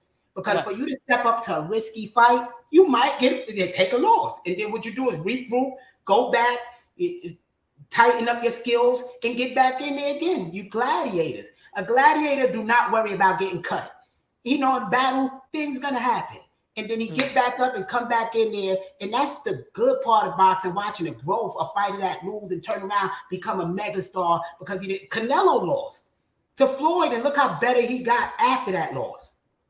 So the game is whack. These casual fans and these casual boxers, that's not of our breed. We of the old school where we want to get in there with the toughest competition and see what we got. Who are the fighters that you spar? We know you sparred Tank. We seen pictures of that. We know you sparred Shakur. Who else you sparred? The top guys. Devin, Joseph Diaz, Sean Porter, Robert Jr. I wanted to spar AB, but he kept playing. And a lot more. That's the one. That's the most recent ones. JoJo Diaz. Yeah, JoJo Diaz, right? Mm-hmm. Yeah. Okay. JoJo Diaz. I think I've seen that. So you're gauging that your son is ready for all of those guys based on what he did, how he performed against them in sparring? Based on 200 fights as an amateur, based on winning national titles like the Golden Gloves, based on going in the spawn with them and they couldn't even touch and watching them get hurt in there. You know, Floyd hit hard, and he don't even got his grown man power. I don't even do mix no more. He fractured both of my hands. That I got to get surgery on one of my hands. He hit hard, really hard. My fault. So that was not my fault. I swear. So we're not worried about it. The thing is, these casual fans need to ask them. These reporters that ask us, what about that? Why don't they ask Devin and them? Mm-hmm. These people know who Floyd is. Why don't you ask them if they want to fight Floyd or how they gauge Floyd? None of them came out and said that I was lying, did they? None of them said that he's not the greatest boxer of all time. None of them said they didn't take punishment and then get their ass whipped. None of them came out and said that I'm lying, did they? So the casual fans should know I'm not talking no BS. So you said I remember I asked you this again last time. You said that Floyd is the greatest fighter of all time. Explain to the people, what do you mean by that? Because when you said that, I looked at you crazy. I'm like, hold on, man, hold on. Now you jumping out the window now. I'm being honest with you when you said it. So elaborate on that. What do you mean by that? Now, the first thing is people got to realize everything that they see in the physical realm started in the mind. Right. So for you to manifest anything, you got to believe it. And then you work hard to manifest that. He is going to be the greatest boxer of all time. Not only because we manifesting it, we putting in the hard work. We going in there with champions so champions could sharpen him up and he learning from champions. So not only am I building him, we got Bernard Hopkins, we got De La Hoya teaching him, we got other champions that he sparred teaching him. What do y'all think he's going to be in 5 years when he get his grown man strength? with all this knowledge he gaining from all these champions. He's not the greatest boxer of all time. Have you sparred Ryan Garcia yet? I want to. You know Ryan ain't gonna get in no damn ring with us. I want to. Bad. We want want to fight him. I mean, but he on the same side of the street, so I gotta keep it, nice. Ryan I think ain't we would gonna have fight a good fight, I mean, Ryan, y'all on the same side of the street. That's all the more the reason why y'all should fight each other. We on the same side of the street, but we're not the same type of fighters. There's YouTube fighters and there's classic fighters that people that want that fight going down on their shield. You can't mix YouTube fighters, and that's no disrespect to him. He got 9 million followers. That was, he's an entertainer on social media. Who have Ryan fought that's top 10, really? Well, he fought Luke Campbell. Really? You gonna play with me? We were just Luke Campbell. Really? Hold on. Luke Campbell, he fought Luke. Man, really? I'm gonna ask that again. Really? That's what we gauging Ryan off of Luke? Who did he fight that made him such a threat that Ryan is? That is crazy. Ryan Garcia beat Togo. He just beat Togo, the dude from That was an embarrassing fight. I was there. Oh my god! I thought that dude was finna do more than that, man. None of them is fighting the top 5 fighters. These people work hard to get in the top 5, and they're not even getting their title shot because these so-called champions is running from them. They're scared, so they just sit on the bench waiting for a title shot. These people aren't fighting nobody. Candy Slim, I can't see it over here, but I can see it over here. Candy Slim just left a message. He say, who does he see being his toughest test? Kid Austin. Who do you see being your toughest test at the moment in the lightweight division? Myself. None of them to me, because none of them got power. I mean, come on, let's be for real. A dangerous fighter that could box, that don't get hit, that got foot movement, that could fight in both stances and got power like a Kenny Norton or something. I don't see none of them as competition. How many knockouts are they getting? Most of them barely knocking people out, and they got their grown man strength already. He don't got his grown man strength yet. And he's 20, and Kid Austin, you're 20 years old, right? Yes, sir. Yeah. All right, so you're 20 years old. At what point, you only have 11 fights. So I'm going to be very serious here. You only had 11 fights. At what point in time what's the projection? By the time Kid gets to what? Maybe his 20th fight, he'll be ready for a title fight or for any of the top guys that may be there at that time. Like, what is your trajectory? I was gonna say we ready now. We only going through the things because they running. We called them out. We ready. We offered Devin $1 million just for exhibition. I mean, they running. What can we say? We trying to force y'all champions in by becoming #1 and making the fans so big, our following so big, where they cannot turn down the fight so people could see what they call their champions. These guys are cowards to me. And that's no disrespect to them. Just where I'm from in Brooklyn, that's a coward. If you're a fighter, you're a fighter. Let's fight. Me or fight somebody. The politics of boxing that's going on at 135 right now. I won't necessarily say 135. Devin Haney is the undisputed champion. Fighting Cambosa. The one who did the leg work was Lopez, but Lopez wasn't healthy. So Cambosa got lucky. Cambosa is the weakest fighter at 135. Let's keep it clear. So Devin, of course, and I'm shitting on Devin. I would have probably did the same thing if it was available. Go overseas, take those belts. That dude is weak. He's really weak. It was an easy win. But now tell me, who have Devin fought that's really good with power, top 5? Like, come on, they can't pull the wool over my eyes. Hey, hold on, man. George Kambosos is the emperor. He is the emperor. We saw his emperorship, and before he fought Devin Haney, he's the emperor. And I don't appreciate you, my brother, downgrading George Kambosos the emperor. What say you? Besides Lopez, who did Kambosa fight? I'll wait. Well, he fought Mickey Bay. Really? What? No, I'm sitting on Mickey. I like Mickey. Mickey is a friend of mine. But really, that's who we gauging. That's who we gauging him as one of the greatest. No, I'm for real. That's who we gauging him as being one of the greats. Is Mickey? Now, Mickey is a great fighter, and they didn't give him the opportunities he was supposed to have. Yeah. For real, would you classify Mickey a top A fighter, A+ fighter? wanted to become undisputed champion. All he fought was a sick Lopez, and he fought a good fight in Lopez fight, but that was a sick man at that time.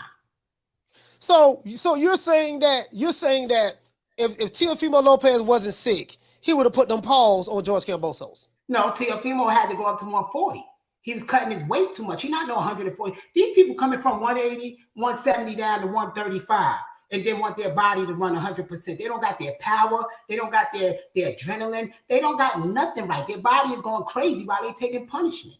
So no, he wouldn't have never been right at 135. He got lucky with Lomachenko, I believe, because Lomachenko was hurt. So it's like, it's crazy how them belts came, and maybe because Bill and them manifested that as gods, they manifested they manifested. And they deserve every bit of what they got. So I'm not taking nothing away from them, but let's keep it real. These guys haven't fought nobody. They haven't fought nobody. That ain't nice, because we don't fight all of them unless they run. And I'm my big ass, I'm going to tell y'all about it. Tell the fans, tell me I'm lying. Who did they fight? I'll wait for anybody to come out with a good top 5 fighter. Hey, hold on. Hank, Devin, Shakur just moving up. And Shakur not scared to fight none of them. So I think Shakur is going to take all the belts anyway. And we're going to end up fighting Shakur for the belts. That's what I always said and always believed. But these dudes scared to fight each other, man. They ain't like back in the day when the top 4 fought each other. That ain't like this now. These dudes fighting the easiest person they could find. So basically, what you're saying is going on is this. But this bum is taking the easy matches, fighting other bums. That's what's going on? You tell me. We watching the same thing I'm watching. Like, what the hell? They made $8 million off of fighting him? Oh, Lord. It's robbing the bank right now. And I'm not hating it. That's the business of boxing. You can make a lot of damn money. So people will say now, this what came to my head. People would say, well, Kid also has only had 11 fights. He hasn't fought anybody. So who are you to say? Who are you? 250 fights. So let them get it twisted. He's been competing for the United States since he was 8 years old, traveling around. He never went to school because he was traveling with a tutor while he was fighting every weekend. He lived in the gym. So it's like they don't know what they're seeing. It has never been a fighter developed like this where they could focus all their time on boxing. Never. Well, people, what people are going to say is you're supposed to say that you're his father. You're supposed to say that, what you're saying right now. Tell them to go ask the champions then. That's all I say. I don't care what they say. Go ask their favorite champion. Go ask Devin. You've been in there with Devin. Ask Devin, did he get cracked and buckled? Ask Bill. They got the footage. Ask anybody we've been in the ring with about Floyd. They don't have to listen to me. Don't listen to me. Do y'all research. I'm just telling y'all facts. Shout out to Mr. Govo. He said, Coach, he body you. No, he said I got bodied. I just got bodied. Yeah. Hey man, hey. So let everybody know how to get in contact with you, where to find you at. I follow you. I follow you guys on TikTok. Follow you on Instagram. Give everybody your social media stuff. I want to type it out there. On the bottom, they could go to his Kid _Austin. That's on the bottom. That's his Instagram. Go there and just DM Floyd, and Floyd would tell me. Don't just randomly DM me. No, don't do that. Cause I be having people calling me and everything. I'll be like, yo. I didn't say call you. I said they could DM if they got a real serious question or they need guidance or help. We there for them the same way people was there for us. So we there for them, but don't be pranking us with no dumb shit, because I will block the shit out of you. I ain't even gonna lie. I will block you if you come with some dumb nonsense. So you have this fight coming up October the 20th. You're in a really, really good situation with Golden Boy. Okay. You know the ins and outs. Kid. You know the ins and outs. Pretty much what's going on. What are your expectations personally? Like, what are your expectations? Just really to put on a good performance. Better than I did last time, and showcase. What I got. Instead of just trying to knock the dude out. Might go 3 rounds, just showing some skills, getting that experience in and just getting the feel of, having my first main event, on a big stage. So just go in and have a good time, really. Are you nervous? Nah, I'm never nervous. Everybody asks me that. They be like, are you nervous? I take it like I've been fighting so long. Like, I I don't really get nervous. Plus, like, I like getting hit. Don't get me wrong. Like, it's just exciting. I'm gonna give you some. I'm gonna give you some advice. Listen to your father. Yeah. And I'm gonna tell you why. Don't listen to these guys on social media. Don't listen to people in the chat, stuff like that, yada yada yada yada yada. You know, just people, because you know, the more successful that you're going to become, people are going to hate you. You're going to have people who are going to hate you just based on this interview alone, because you might have said some things about their fighter, you know, their favorite fighter that they don't like. So I'm going to throw that out there. Don't get caught up in what people say behind avatars on social media. That's one. Two, you know that no one has your best interest more than your father. You understand that? Yeah. Trust your instincts and don't let anyone get between you guys, no matter what. You get what I'm saying? That's my advice to you, because what I see happening is, once you start growing and getting to a certain level, you're going to have everybody that's going to be after you. And you're going to have to kind of like put yourself in a bubble, so to speak, to protect yourself from all of the vultures, because they're coming. And they're going to come with divide and conquer tactics. So, you know, don't listen to right now you see what's working right now, what's got you up until this point. What you're doing is working. So don't listen to other outside influences that's going to come with the divide and conquer tactic, because I'm going to tell you, they're going to, more than likely, from what I'm seeing, they're going to want to get your father out of the way. We gotta get this nigga out the way. Yeah. He doing too much. He talking too much. He giving up the game. We don't want him in the way, and yada yada yada. So don't let nobody get between you and your father. A lot of these dudes online, they don't know who their fathers are, right? So they may be jealous of that dynamic themselves. So, and then people in the business, they're vultures out there. So I'm anxious to get you back on here. Hey, Pop, will you do? Can we do something private? Like you may not even have to do it on the live, but me and you can just do an interview one-on-one, and you can actually just break down the business, and I can. Yeah, because you're gonna have to break it in sections, because it's gonna be so long going over the contracts. Yeah, I can do that. We can do that. That's why I said we don't have to do it live. We can just do it like this, and I edit it, let you see it, let you look at it, approve it, and then you know, then I can definitely upload it and just let the people see. You're the only person that's doing that. Is there anything else you want to say before we wrap up the interview? I want to say tune into the Zone October 20th, and I got you right. We're gonna put on the performance. I have you right here. October the 20th on the Zone. It's on a Thursday, guys. They're fighting at the Fantasy Springs Resort Casino in Indio, California. Right here on the Zone. I do have the Zone myself. I'm looking forward to seeing this fight on a Thursday. I'm very, very proud, man. I'm very, very proud of you guys. I'm not going to lie. I'm very proud of you guys. I wish you the much success. You have support. And guess what? Hey, man, let me tell you something. Be patient. Listen to your corner. Go to the body. Go to the body. Oh, and I got another criticism, too. Man, you were switching too much in that last fight. You kept switching. You were switching too much. You fight southpaw orthodox. I'm like, man, I was over here snapping. that was my fault, because I was trying to display, because Floyd wanted to knock him out early. Yeah. Like that, we should go in. But I'm like, Floyd, this your first time on here. Let's show him all your style. Let's show him that you can fight southpaw orthodox, because the whole thing was getting his main event. Oscar what he had. Yeah. It worked perfectly. All right, man. So listen, we're gonna find you at Kid Austin on Twitter, TikTok, and that's it, right? You on Twitter? Not Twitter. It's Instagram and TikTok, right?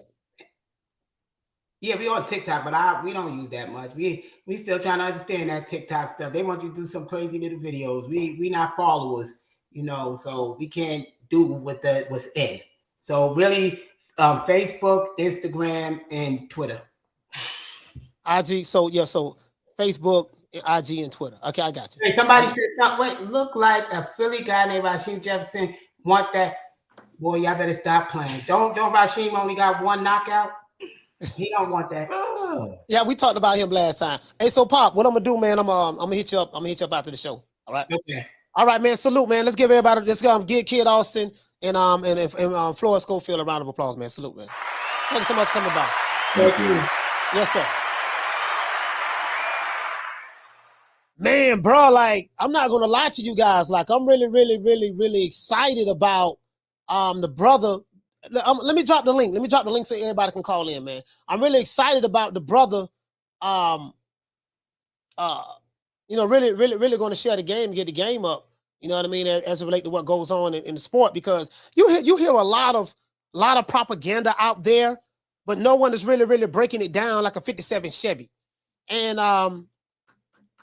that's going to be wonderful. It's going to be a teaching moment. You know, over here, I always talk about life experiences all the time. It's going to be a very teaching moment, a telltale moment. And this is what I tell you guys. You can't be arguing, debating with two-figure niggas online. You can't be listening to narrative pushing. Well, you can listen to what you want to listen to. But, you know, you can't be, you got to take with a grain of salt anybody that's pushing a narrative that's pro-promoter. I love boxing. I want to see the best fighters fight the best fighters. That's all I care about. Other than that, that's it. We got phone lines is open, man. 530-494-9636. 530-494-9636. Let me go ahead and open up the phone lines. Caller, what's your name? Where you calling from? What's going on, brother? It's Major Key. Major Key, talk to me, fam. Florida.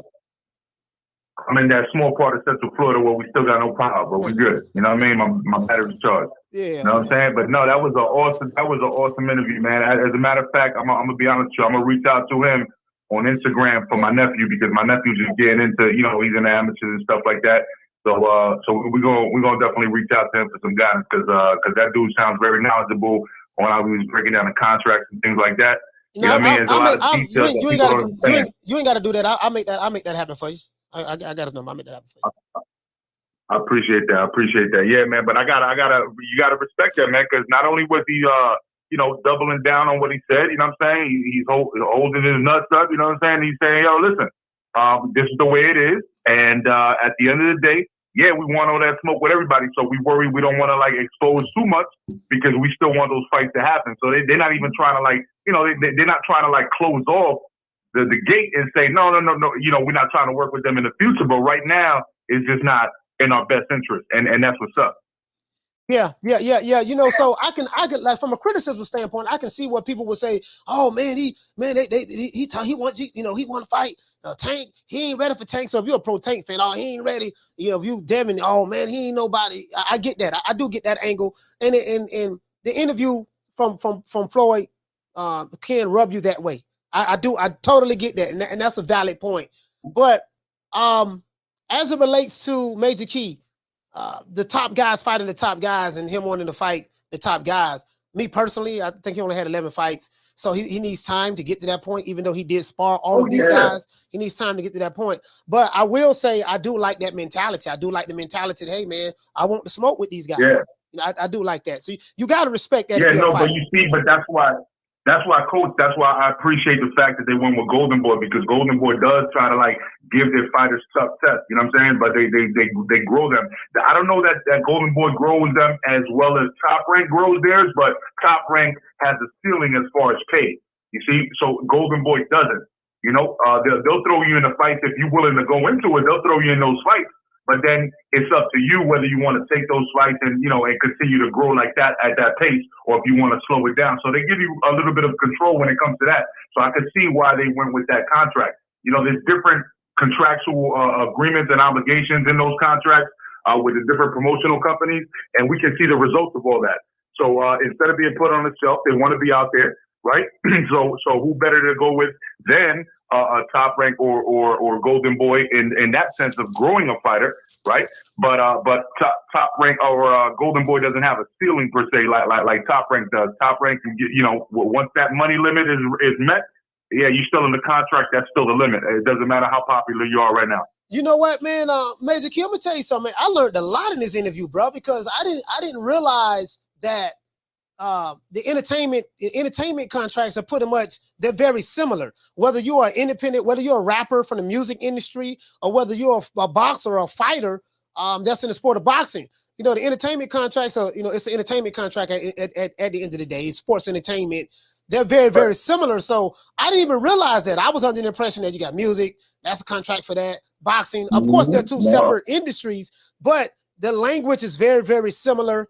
You can get a 360 deal in boxing. And coach, they've been kind of telling us that though. They've been saying when you get into this business, get you an entertainment lawyer, right? They've been saying that, but we didn't realize why they were saying that. But when we look at the hip hop industry and we know what's going on with that, then we understand why. Because Don King was a master of that, right? Yeah, you read his book. You know exactly what I'm talking about. Don King. You know. But yo, man, let me preserve some of my energy, man. But yeah, I just wanted to just say, man, great interview, man. I love the way you kept bringing it back. You didn't get the answer you wanted. You reformulated the question, asked it again in a different way, and got what you was digging for. I've seen all of that. So I appreciate what you did, bro. Hey, shout out to man Boxing, man. Salute, man. Give my brother a round of applause. Phone lines open, man. 530-494-9636. 530-494-9636. I'm not gonna lie, bro. Like, bro, like that interview was very, very telltale. I'm anxious for. This is his third time on the show. I'm anxious for the next interview we're going to do. It's not going to be live. I'm going to record it and then upload it. I'm anxious for that. I'm anxious for that interview.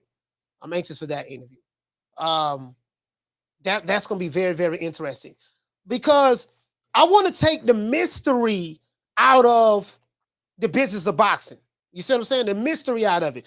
Because a lot of people, like a lot of us, you know, even I've probably been guilty of doing it. We be online, you know, you had these dudes online, sign the contract, shut up, 60-40, 70-30, 80-20, take whatever we give you. Like if you just listen to these Wakanda niggas, you know, these guys are so, oh my gosh, these guys are so low IQ. I hate these guys with a passion. But these guys are very ignorant, low IQ. And I told you guys, a lot of these guys, they don't even know who their fathers are. And, you know, they go on YouTube and look for their YouTube daddies. As Mark Nash would say, shout out to Mark Nash, they look up to their YouTube daddies. So whatever their YouTube daddy tells them, because they lack a real daddy or father in their lives, they go to their YouTube daddies on YouTube, and that's a phrase that Mark Nash coined. So a lot of misinformation gets put out there, and you don't really have someone that's directly involved in the business that's really going to say, hey, look here, baby boy, check this out. Look, you want us to sign this contract. So you offer me what, a hog head cheese sandwich, a case of Coronas, 2 packs of Lily Dillies, with 2 hot dog sandwiches. Oh, no, baby boy. No, we ain't, you know, and take what we give you. And, you know, and you're supposed to take what we give you up front. And then, you know, that's the price of paying, you know, that's the price of doing business. And it doesn't have to be that way. It doesn't have to be that way. Because I was always under the impression that, hey, man, this is what you got to do. And I remember I like the way he tied it to the rappers, the independent rappers. Like you have rappers now, rappers sign 1099s. They're not employees. They're independent contractors. So when you're an independent contractor and you're responsible for everything, you know, you got to pay your taxes, all of this stuff that you're going to have to do because you don't have an employer. You're responsible for your own insurance, your own medical. You're responsible for, hey, man, you know, I got, you know, I have 2 businesses myself. So sometimes, like when I file taxes, I don't get any money back. The IRS may tell me, look here, man, you owe us money. You ain't, you know, you owe us money.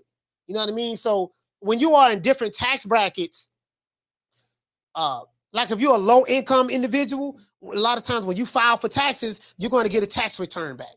You're going to get $3,000, $4,000, $5,000, $6,000. You know what I mean? Because you make low wages. But when you're someone that's in a certain tax bracket, and I'm not saying not saying being like multimillionaires. I mean, even if you're making 6 figures, and you work for an employer, it'll be situations where when you file your taxes, you're trying to write all this stuff off. The IRS may say, yeah, you know what, we didn't take enough taxes out of your money during the year, so this is what you owe us.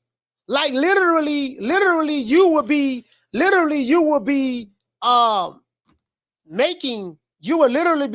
have to owe the IRS taxes at the end of the year when you file for taxes the next year.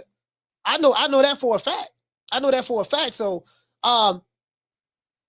the Nick Sack selling dudes on YouTube that be typing in all caps, threatening you, they don't know nothing about that.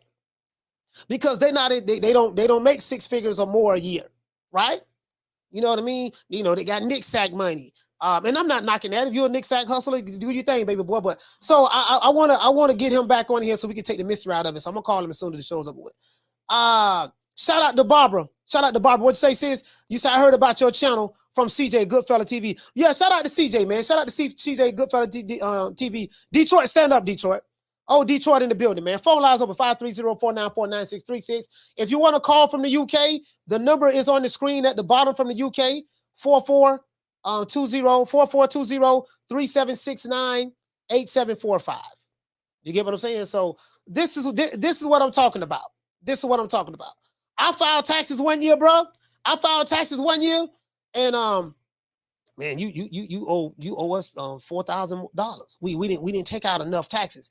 Well, what the hell? What you mean you ain't take out enough taxes? What you talking about?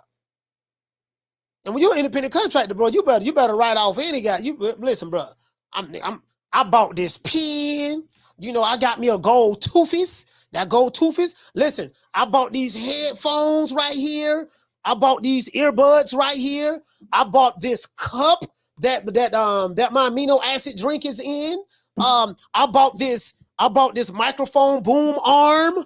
I bought this globe right here so I can look at the map.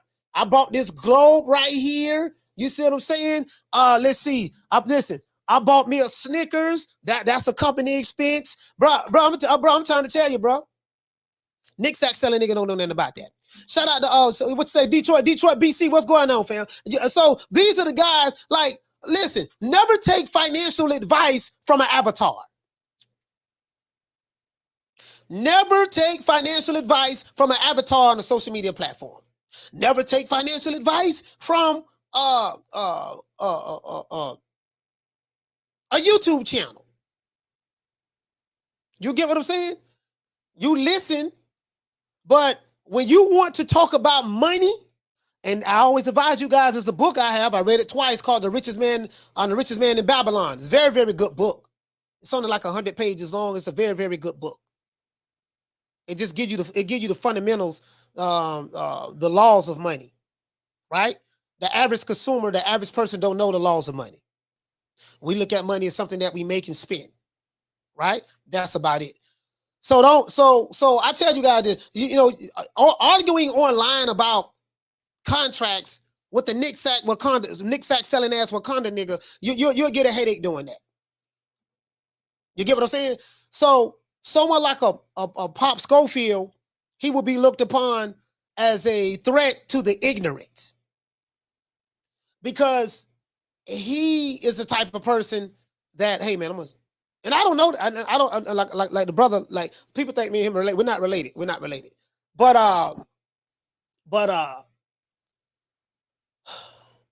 that's a sharp brother, man. That's a sharp brother.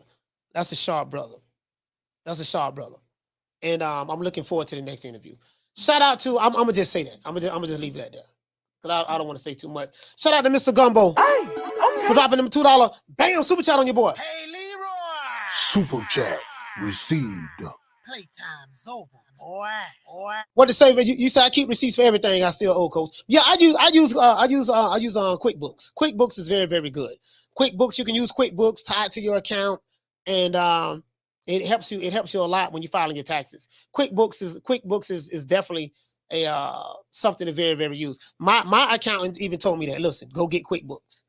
Get your QuickBooks, hook everything up, and you'll be good. And when you come to file your taxes, you can file through them, or you can come back to me, and we'll look at everything and go from there. But get QuickBooks.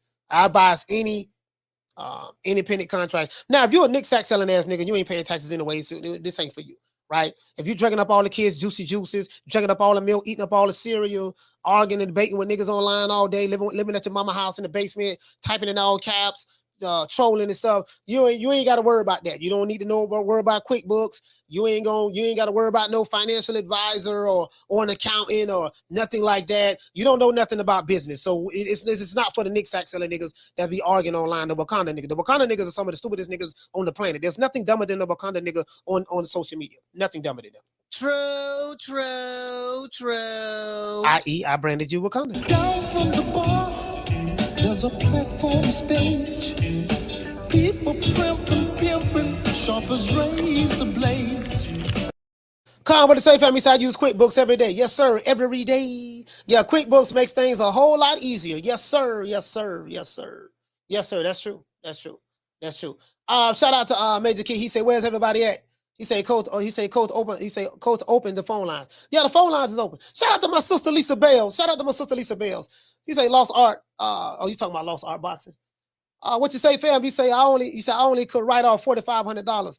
Hey, you know what? Hey, see, this is the thing though, right? When you writing off your tax, you be trying to write off every goddamn thing. Like, damn, all right, they say that I owe them seven. Come when you're doing your taxes, right? You know, you're doing your taxes, filing them yourself. When you file your taxes, it may come back that, damn, I'm using this software to file my taxes. Damn, TurboTax or something like that. Based on the money that I made, it's coming back saying that the IRS is saying that, well, hey, you still owe us money. Like, what you mean y'all still owe us money? God damn, shit. So they may say you still owe $6,000. So now you got to try to find something to write off. Damn, I got to get this okay, I got kids that went to daycare. How much that's gonna knock off? Damn, that's only gonna knock off 500. God, only 500? Okay, well, maybe 1,000. Okay, I got 1,000 right there. What else I can write off? You know, you got to try to get that down as much as possible. When you're making like 100 stacks or more, you'll find yourself in that predicament. People who make less money, they don't have to worry about that. You don't have to worry about that. You know, because a lot of them, they're gonna receive tax returns and stuff like that. It is what it is, man. I'm just telling what I know. Cool Bro Curry said, Wakanda forever, 60-40, take everything we get. Oh, Lord, have mercy. Boy, these dudes here, boy. I tell you, man, it is what it is. It is what it is. Caller, what's your name? Where you calling from? This is G-Funky Boxing, call out of Sacramento, California. Man, Sacktown, G-Funky, talk to me, fam. Talk to me, my brother, man. Salute. Hey, Coach. I just want to call in and say great show as always and great interview with the Schofields. They're great people. I've talked to them a couple times already, and always a good interview. But, I just want to comment on something real quick. When it comes to the business side of this sport, I don't really pay attention, nor do I want to. All I want to do is just talk about the fights, break them down, talk about them after they're done. But on occasion, when I have done it, I like to reach out to people who are actually inside of the business and just listen to what they say, And that's why it's important to have someone come on like Pop Schofield, who just, flat out told us all what it is. He knows more than anybody else would know. Any of these guys on YouTube with 100,000 subscribers, like, you got to take their word over what any of these guys say online because they're inside the business and they know what's up, man. Just like I've asked multiple matchmakers, Top Rank Golden Boy, about the narratives out there about fighters being scared, ducking, blah, blah, blah. And they've all told me, look, it's a rare thing that a fighter has ever come to me and said, I don't want to fight this guy for blah, blah, blah reasons, So, I just always look to the people that are much smarter than myself when it comes to these sort of things. And that's why it was such a great interview, because he knows more than any of us do when it comes to these contracts in the sport, because they're inside of the game, not like us. So great interview. That's really all I wanted to say, Coach. Just, leave my comment on that and keep doing your thing as always, man. I appreciate it. Man, salute to my brother G-Funky, man. G-Funky is he's been doing this a long time. He's been around for a minute, man, and he knows a lot, interviewed a whole lot of people. And he's he can actually break down fight film. He know what he's looking at when he's looking at a fight. Like a lot of these dudes that's arguing, like, okay, they don't even know how to block, how to block a shot. And why is he standing that way? Why is he fighting for guard control? Why, what's the purpose of a feint? Stuff like that. You can't have these discussions with these guys. But G-Funky, salute to you, fam. Much love, my brother. Appreciate you, Coach. Yeah, shout out to G-Funky, man. Y'all please go subscribe to G-Funky Boxing. Please go subscribe to G-Funky Boxing, man. Please.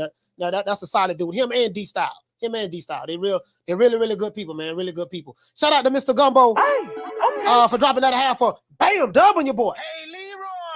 Super chat received. Playtime's over, boy. What to say, fam? He said, I write off everything. Even my dog, hate it. I guess you're trying to say hated it or whatever the case may be. I'm talking about hated it. Down from the bar, there's a platform stage. People pimping, sharp as razor blades. What you say? What you say, Lisa? You say Bernard? Yeah, Bernard. Oh, you say Bernard. I was thinking about Bernard Hopkins. Shout out to Bernard. What do you say, fam? You say Coach out here doing real interviews. Respect, Coach. Yeah. I mean, I appreciate that, fam. I appreciate that. Yeah, I appreciate that, fam. Yeah, as a matter of fact, you know, what's my main man? Nessa Gibbs interviewed him. You know, he did a follow-up on that question about, you know, what did, you know, when he was talking about the PBC, the contract that he got offered there. But I'm glad he clarified on here as well. He said that, hey, Top Rank offered him, I don't know if he said anything similar, but he said they didn't really offer a favorable contract to him as well. So Golden Boy was the only one that was willing to offer them a contract on their terms. You get what I'm saying? So, and that's very rare right now, because if you listen to these guys on these different, that has these different YouTube platforms, and you listen to their low IQ subscribers, they would tell you that, hey, sign whatever they give you, take whatever they say, do whatever you're told, don't ask any questions, and just sign. And like, this is advice. You're taking advice from people who, no disrespect to McDonald's workers, these niggas working at McDonald's, they selling diamond Nick sacks in the hood, they live with their mama or their baby mama. These dudes don't take care of their kids. They ask their subscribers to send us money. They ask their subscribers to send us money so they can send their wife and children money. So he can send their wife, so he can take care of his wife and kids. These are the people who I'm supposed to listen to for financial advice. I'm supposed to listen to a bunch of fools who sending a nigga membership fees to be a part of a group on the internet. Like I'm just, you know, I ain't the smartest guy in the world, but my GED education tells me that this shit don't make no sense. But I do have a master's degree in common sense, so. You know how these Wakanda niggas. I hate these Wakanda. There's nobody. Listen. I branded you Wakanda niggas. That's what you are. There's no one that hates you more than me. Shout out to Food Revolution. Hey, okay. For dropping that quarter of a bam dub on your boy. Hey, Leroy. Super chat received. Playtime's over. Shout out to my sister, man. Look like we got a troll here. Look like we got a troll here at the bottom. Oh, let's go. Down from the bar, there's a platform stage. People pimping, sharp as razor blades. Hey, a Wakanda nigga don't got mad. Wakanda don't got mad. Look at him. I see. Should I give him some attention? What a dude named Lil Rock? Oh, he legends of boxing. He said you a straight POS. He said you hate your own race more than you hate on anybody. You can try to body me. We can go live. You just lying. That's a Wakanda nigga. That's a Wakanda nigga right there. Boy, I got a Wakanda man. Oh, Wakanda don't got mad, huh? Got a Wakanda man. But yet you're over here watching me. Wakanda nigga. What's your name? Lil Rock, Lil Pebble, Lil Pee Wee. Why you over here watching me, Wakanda? You the Wakanda nigga I'm talking about. But anyways, let me go ahead and sound the alarm. Warning. If you are a Wakanda nigga like this bitch ass nigga named Lil Rock that's in the chat and you don't like what I'm saying, you might want to get the fuck off the block. Warning to all Wakanda niggas. If you feel that I'm a POS, if you feel that I hate my own race, if you feel that I don't hate anybody else but my own race, you might want to get the fuck off the block. If you're a Wakanda nigga and you're saying that you want to try to body me, we can go live, you might want to get the fuck off the block. Wakanda nigga, the phone lines is open. 530-494-9636. I don't duck no smoke from nobody. I have an open invitation for all Wakandas. If you are a Wakanda and you have a problem with anything that I have to say, we don't duck the smoke. 530-494-9636. Bring your bitch ass over here, boy. If you are a Wakanda nigga and you say you don't like me and you mad and you upset, why are you over here watching me, Wakanda? If you are a Wakanda nigga and you say you don't like the content, why did you subscribe to my channel? You know that I do not like you Wakandas. I can't stand you Wakandas. I hate the fact that your mama gave birth to you Wakandas because you are the worst thing that I've ever seen in the sport of boxing.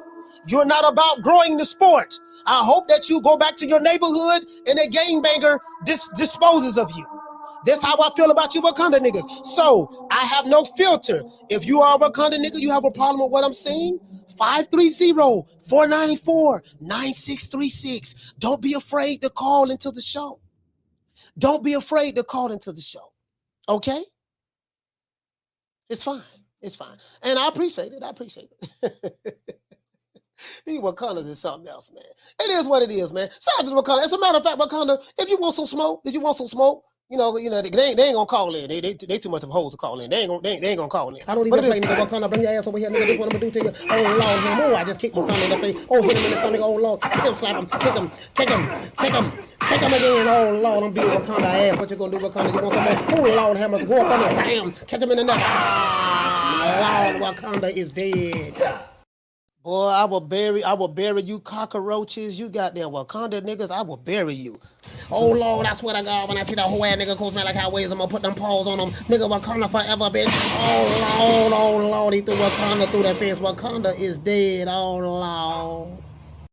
Yeah, this a nigga right here. This the bitch ass nigga right here. I had a Wakanda nigga telling me he gonna pull up when he called the show. He working out next to me in the gym. I said, oh my Lord, Wakanda, what Wakanda doing? Wakanda, what you doing? He's talking about he gonna put them paws on me. He training to get ready for me for a celebrity boxing match. I say, no, man, I got to go. Yeah, man, it is what it is. Anyway, let's get back to boxing. Now, so we have some fights coming up.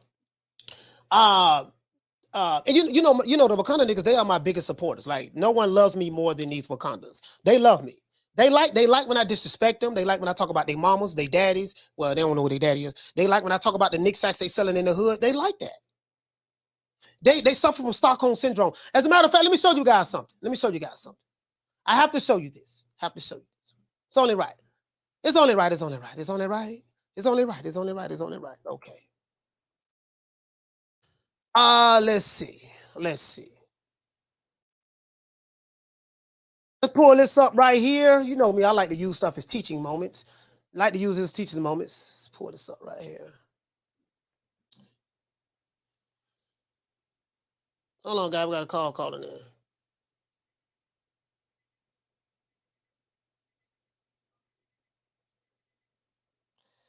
Caller, what's your name? Where you calling from? It's Lil Rock calling from the Port of Spain, Trinidad. Lil Rock calling from Trinidad. Talk to me. What's up, brother? What's going on with you? No, dude, I mean, he just messaged me, so, dude, I mean, let's want to spit at him. I am a Wakanda. Yeah. You Wakanda? If that's what you want to call me, I think I'm a black man. I respect the dog game, and I have my opinion. All right, you have your opinion. I disagree with it. I disagree with your opinion of your assessment of me. And you disagree with my opinion of my assessment of you. I don't have a bad assessment of you, but I mean, you know, I got blue blood, champ side, fight sports, everybody, dude. I love all these pages. I love all of them, but you seem to have an agenda against. I mean, because you don't seem to have anything against Al Haven or anything. I mean, you really just seems like you really just don't like. I've been a boxing man for 33 years, but it just seems like you really aim out at the black guy, dude. I'm not trying to disrespect you or anything. That's not my way. You know, I'm a Christian. I don't curse. I don't do any of that. But I mean, it just seems like you really don't like black fight fans. And dude, I mean, I'm just a good guy. Well, how did you get an assessment that I don't like black fight fans? Because I said Wakanda niggas. Do you know what a Wakanda nigga is? Well, let me ask you. Yeah. Let me ask you that too. What is a Wakanda? And the word you use, nigga, what is that? A Wakanda nigga is the ignorant nigga that's online, who like to call in, threaten people. A Wakanda nigga is they push narratives. They pro PBCs. They're pro They try to find a racial element in any situation. They be online attacking. They be online attacking other black fighters like Terrence Crawford. They call him Top Rank Toby. They attack other black fighters like Dillian White, like Anthony Joshua. So these are the Wakanda niggas. The niggas who this is what I call Wakanda. Okay, niggas. So what is the so Wakanda was supposed to be a fictitious area in Africa. So what is the neighborhood for the Europeans that do it that's fictitious, and what is the neighborhood for the Mexicans that do it? You created this for black people. No, I didn't know. I didn't say it was for black people. You interpret it that way. A Wakanda nigga is someone who has a mindset. You know, a Wakanda nigga is someone who has a mindset. Come on, dude. But you've only named it. You've only used it for black people. Who told you that? I've listened to your show. I love your show. So who told you? So if you listen to my show, then you would know that. See, that Wakanda nigga is not aimed specifically for black people. It's aimed for people who have that mentality. Hold on. I'm gonna let you talk. So, but let me say what I gotta say first. This is your problem. Your problem is this. Because I say the word Wakanda nigga, you interpret the word nigga as meaning that I'm talking about blacks. That's mistake number one that you're making. Where does Wakanda come? Wakanda don't say nothing about white to me. Or Mexican, or European, or Asian. That Wakanda is offensive. Sir, let me ask you a question. Who created Wakanda?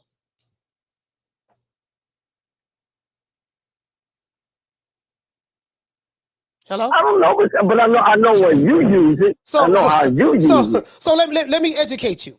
It came from a movie. Let me educate you. Wakanda was created by Jack Kirby and Stan Lee, two white men, and they created this fictional world, but fictional country that's supposed to be in South Africa somewhere on the continent of Africa. They created this, right? So it came. Yeah, but what you didn't know is it was created by two white people. It's not real. So when I say Wakanda niggas, so I imagine it's about white people anyway. It was a movie. Okay, I understand that, but that's your problem. Your problem is that you have a problem with me saying the word Wakanda nigga, and the only people who have an issue with that but you use it in a negative way. I can use it. I can use it against black people. Guess what? But guess what? But you don't have another narrative for white people, or you got to Wakanda niggas. You use that for them, but you're not using anything for white people. Anything else, the only thing you're using is something negative towards your own people. Aaron, what is your nickname for them? So let me educate you a little bit more. Wakanda niggas are also the dudes who come at me online, who threaten me online, who say when they see me they're gonna shoot me, who say they're gonna do ABC. Hold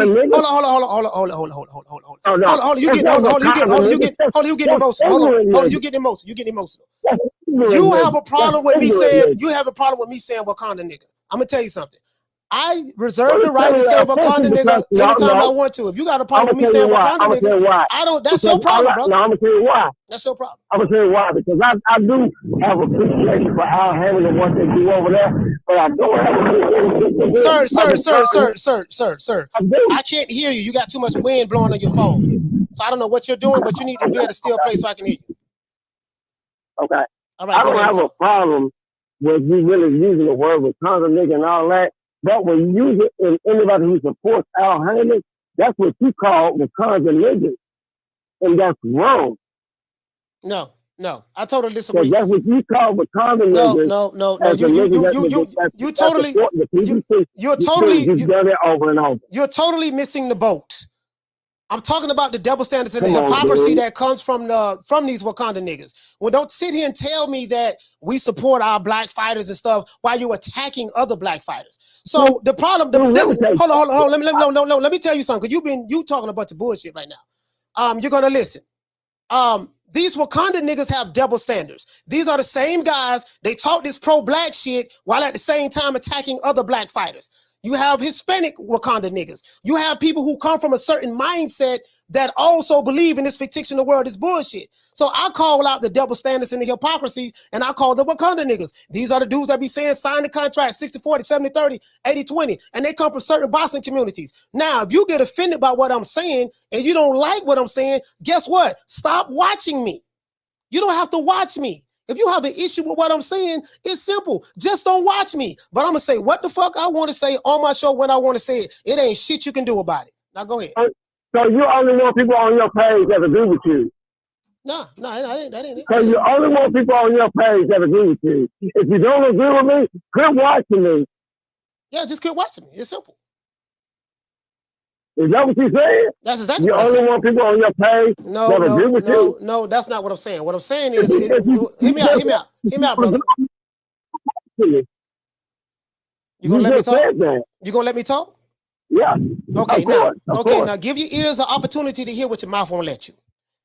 My thing is this. I'll do that. My thing is this. If you have an issue with me using the term Wakanda nigga, and you feel that I'm addressing Wakanda nigga to everybody that's black, and I hate my own kind, if you honestly feel that way, well, that's what you said in the chat, why do you watch me?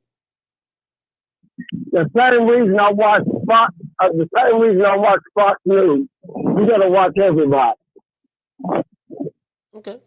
So you gotta be ignorant if you don't watch everything.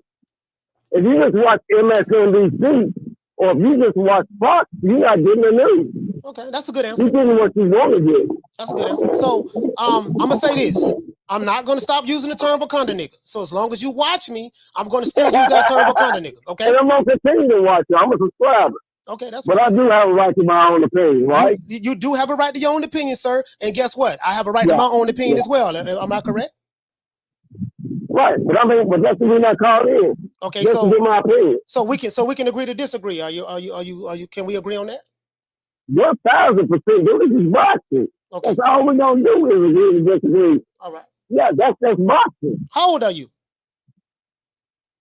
I'm 54. You're 54. I'm 48. So you're 6 years older than me. All right, my brother.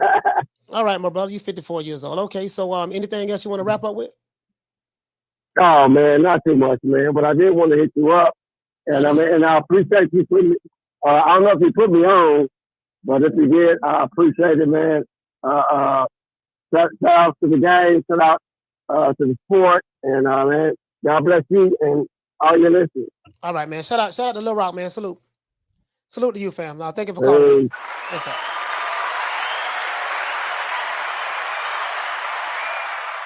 Shout out to Don Juan. Hey, okay. Dropping that quarter of a bam dub on your boy. Hey, Leroy. Super chat received. Playtime's over, boy. Shout out to you, fam. What you say? Hold on, let me see. Can I find my man? Hug. See, can I find Huggy Bell? What you say? You say, Coach just 187. This caller. Get him, Coach. Down from the bar, there's a platform stage. People pimping, sharp as razor blades. I'm gonna upload that. That's gonna be a video clip there. That phone call gonna be a video clip. Shout out to Mr. Gumbo. Hey, okay. For dropping that quarter of a bam dub on your boy. Hey, Leroy. Super chat received. Playtime's over, boy. You say, Coach, he's hiding in the trees in Wakanda calling you. That's why you heard the wind. Down from the bar, there's a platform stage. People pimping, sharp as razor blades. The brother said, I only want people on here that agree with my opinion. There's a lot of people on here that don't agree with me. I don't block them. You get what I'm saying? I open up the platform for people to call in. And I realized ever since I've been came with that term Wakanda niggas, it's a whole lot of people getting offended by that. And I think it's because they Wakanda niggas. I really, really do think that. Because if it doesn't fit you, you won't get upset about the term. Caller, what's your name? Where you calling from? It's Jerry. What's up, Coach? Shout out to Jerry. What's going on, fam? Hey, man. Keep doing what you're doing, Coach. You're a fair and honest guy, from what I can see. You call hypocrisy where you see it. And what you're saying about the Heyman thing is 100% correct. The only thing is, that last caller, he just doesn't like it. And people don't like the truth. This is a well-known historical fact. When the truth hurts, people don't like it. And that's what his grievance was. He didn't have any valid points, really. You know, everything he said was contradictory. What you're saying is valid. It's true. It's hypocritical. And I admire the fact that you stand on what you say. So fuck him. I mean, you know, if he wants to listen, he can, and if he doesn't, then that's fine too. Yeah. I mean, and that's fine. And again, like, everyone is free to have their own opinion on my show, right? If you don't agree with me, right, you know, and I'm not saying I'm always right. I'm not the end all be all. You know, sometimes, right, like I'm gonna give you an example. Like, Bless checked me one night. I had Lady Shan check me one time. You know what I mean? Like, I can stand to be corrected, but I'm gonna stand on my principles and what I say as it relates to the state of boxing. I'm telling you, from what I've been observing, being a content creator on YouTube, there's certain people that have a certain mentality that's very, very negative online.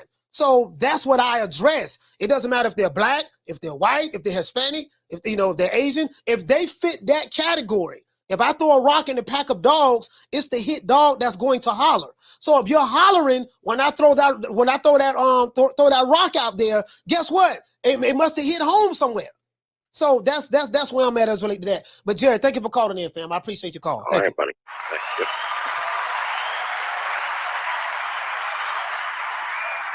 Shout out to Amp. He says a lot of people that don't agree with Coach. He say, but you only offended if you pro LDBC and the shoe fits. Yeah, that's it. That's it. He say if you're not biased and love boxing, then you'll love the show. And that's my whole thing. You know, what a person like and want is this here. My thing is, don't call my show being upset with my position, because you're not going to change my mind on my position, right? I'm not going to get upset with you in your position. But if you're telling me I'm a piece of shit, I'm a sellout, I'm a coon, and all this shit there, like you're gonna get the reply you're gonna get. That's all. It ain't that serious to me, man. What kind of niggas? It is what it is. I'm calling. What's your name? Where you calling from? What's up, Coach? This is Agent. Deep down, deep block. Fine. Say D block. Looks like it's Sunday, man. We supposed to be at church, saying or something, or doing something. We got everybody from Dante Boxing calling you, Coach. But that's cool, man. You know, I love your show because you keep it real. Where other shows that we know about, and I don't want to, mention the name anymore because I feel like, it brings a lot of glory to those people. But the reality is, the thing is, you got Terrence Crawford, a well-known fighter in his, let's just say, maybe he's still in his prime. I don't know anymore, to be honest with you.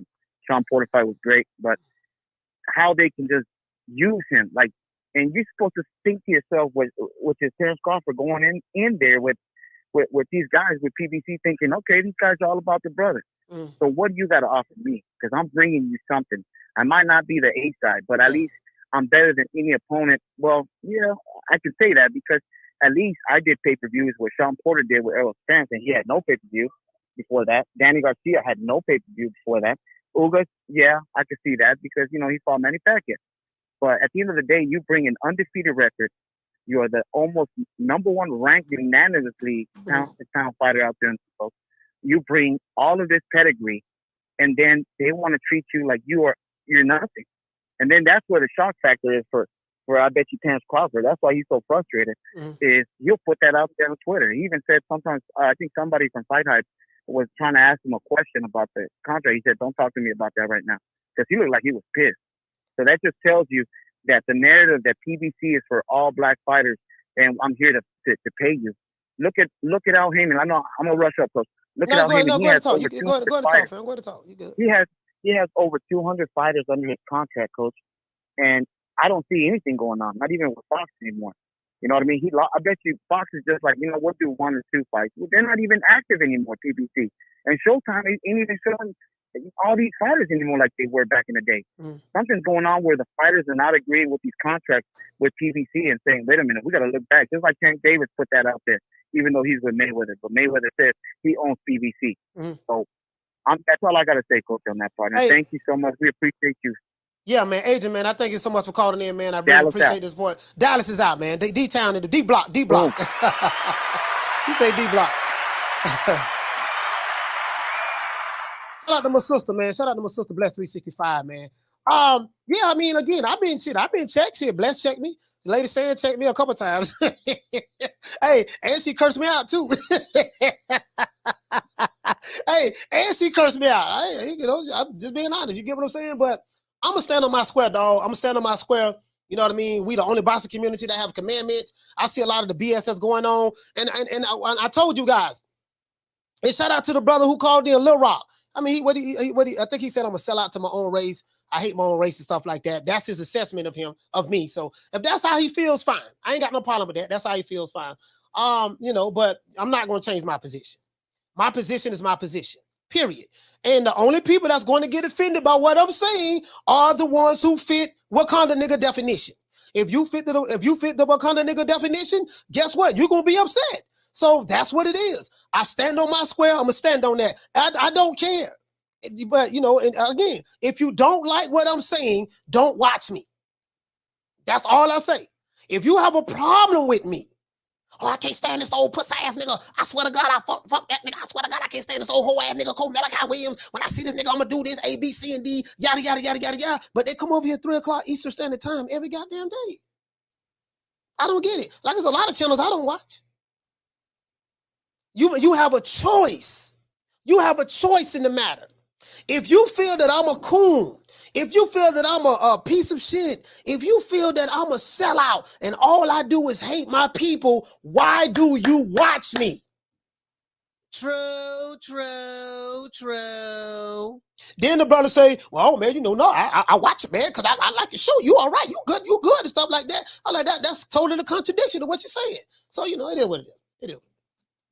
It is what it is. Y'all know me, man. Y'all know me. I don't get it. Shout out to the logical man. Hey, okay. Dropping that $2. Bam, super chat on your boy. Hey, Leroy. Super chat received. Playtime's over, boy.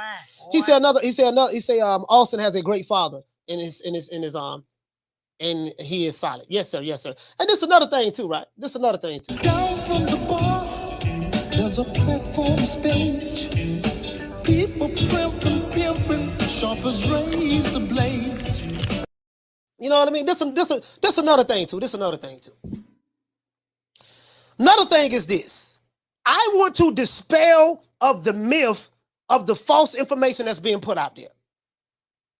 I wanted to dispel of the myth that people who look like you, okay, we already know, well, the people who don't look like you, white folks, white promoters, Hispanics, whatever, they'll rob you, they'll beat out your money. But if you, but when you come to the Brother Man Company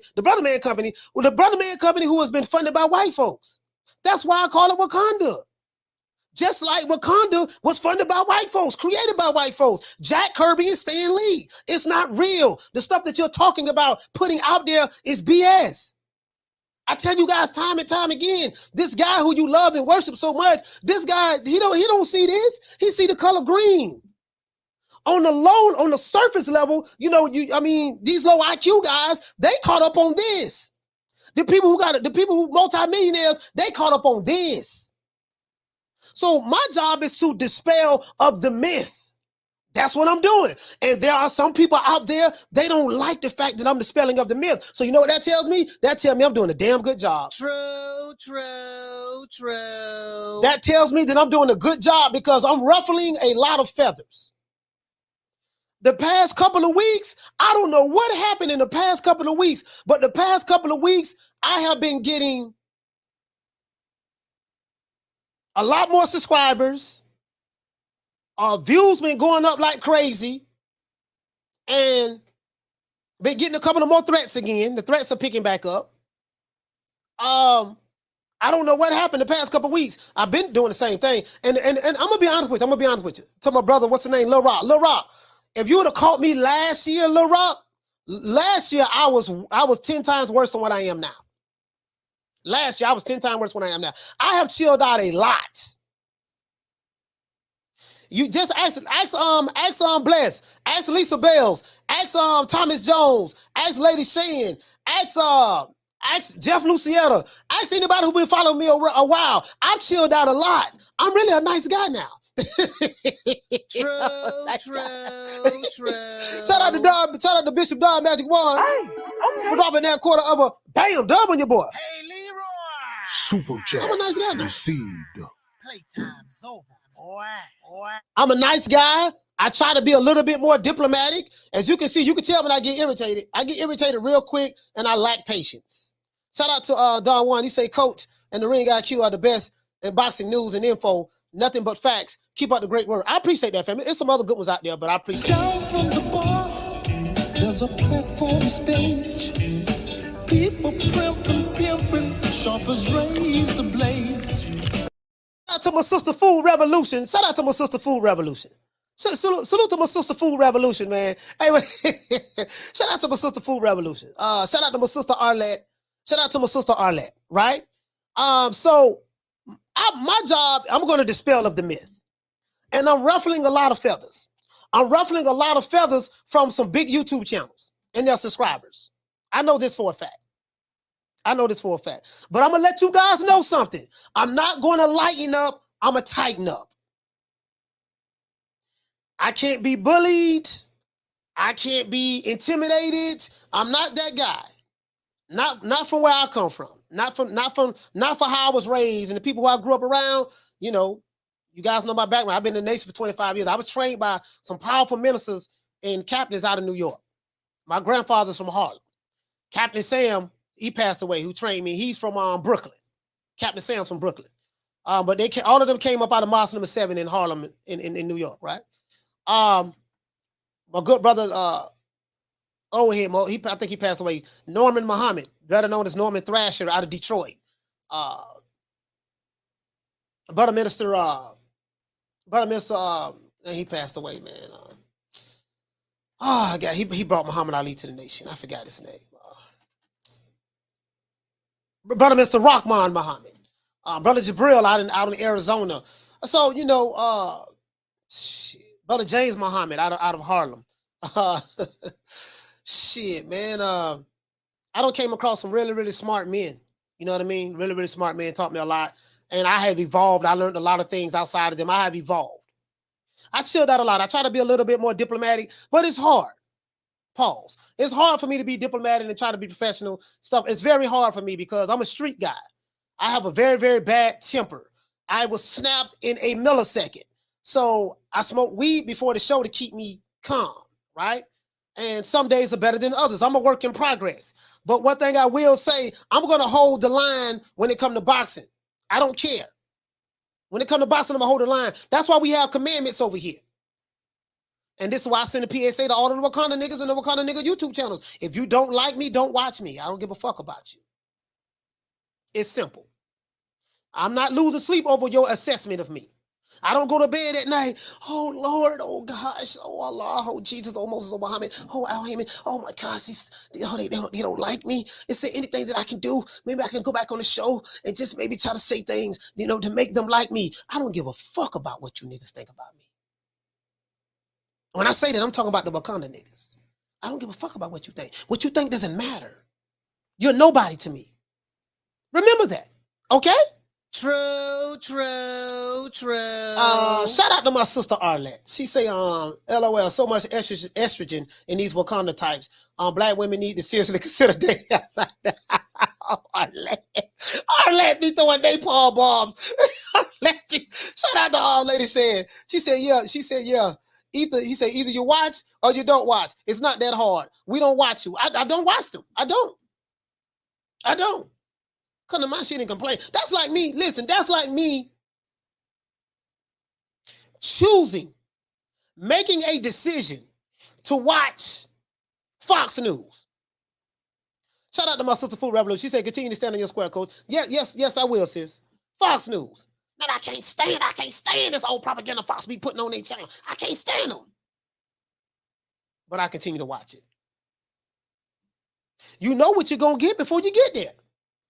Or you watch CNN News with Don Lemonhead.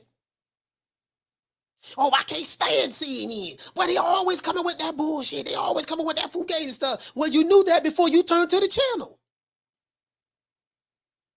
They're not going to change. I damn sure ain't going to change. I'm not gonna lighten up. I'm gonna tighten up. I'm looking to stomp you niggas ass out. Yes, sir. Yes, sir. True. Yes, sir. I am. I'm gonna do it. And listen. I'm gonna do it with a smile too. Do it with a smile too. Shout out to Toby Bartlett. He said, "Coach ain't selling out to any race, color, religion." Yeah. These dudes don't watch me because they do skin color politics. I don't give a damn. I don't give a fuck. Nigga want to unsubscribe. Go. I don't give a damn. I will replace you. I'm good at what I do. Anyways, Chris the greatest. He said for Carter forever. We the Charlo twins. We known for calling everybody out. Please call these people out. Listen, the whole world's looking at you. Call these people out, What's please. up? It's the Jamal the Hitman Charlo. Let's get it. Who want it? Name them names, man. They know who they is. Name them names, please. The names need to be named. They know who they is. The Mexican monster. Mexican monster. Nello.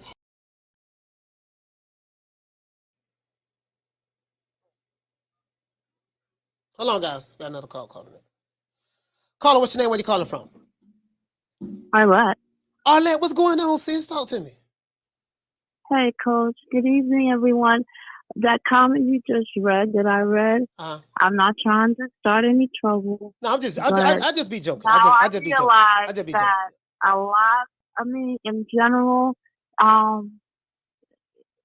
like listening to some of these channels, I just have to tell the woman out there that, you know, it's good, like, find a man. When you do have a man, find a man that have a lot of good as far as his qualities. He has to be like a very like have some type of morals and ethics and stand on their ground. A lot of these men are followers. They're not really leaders. I like the fact that you stand in what you believe and you don't care who's against you and you stand on your own square. Yeah. And that has to be very admired and respected. And believe it or not, I will take a man and do 60-40 with a man like that, then do 90-10 with a man that lie, cheat, have no ethics. It's just, you know, it's all about the quality of man that you have. And a lot of these men that's on these channels are very weak. They're very simple-minded.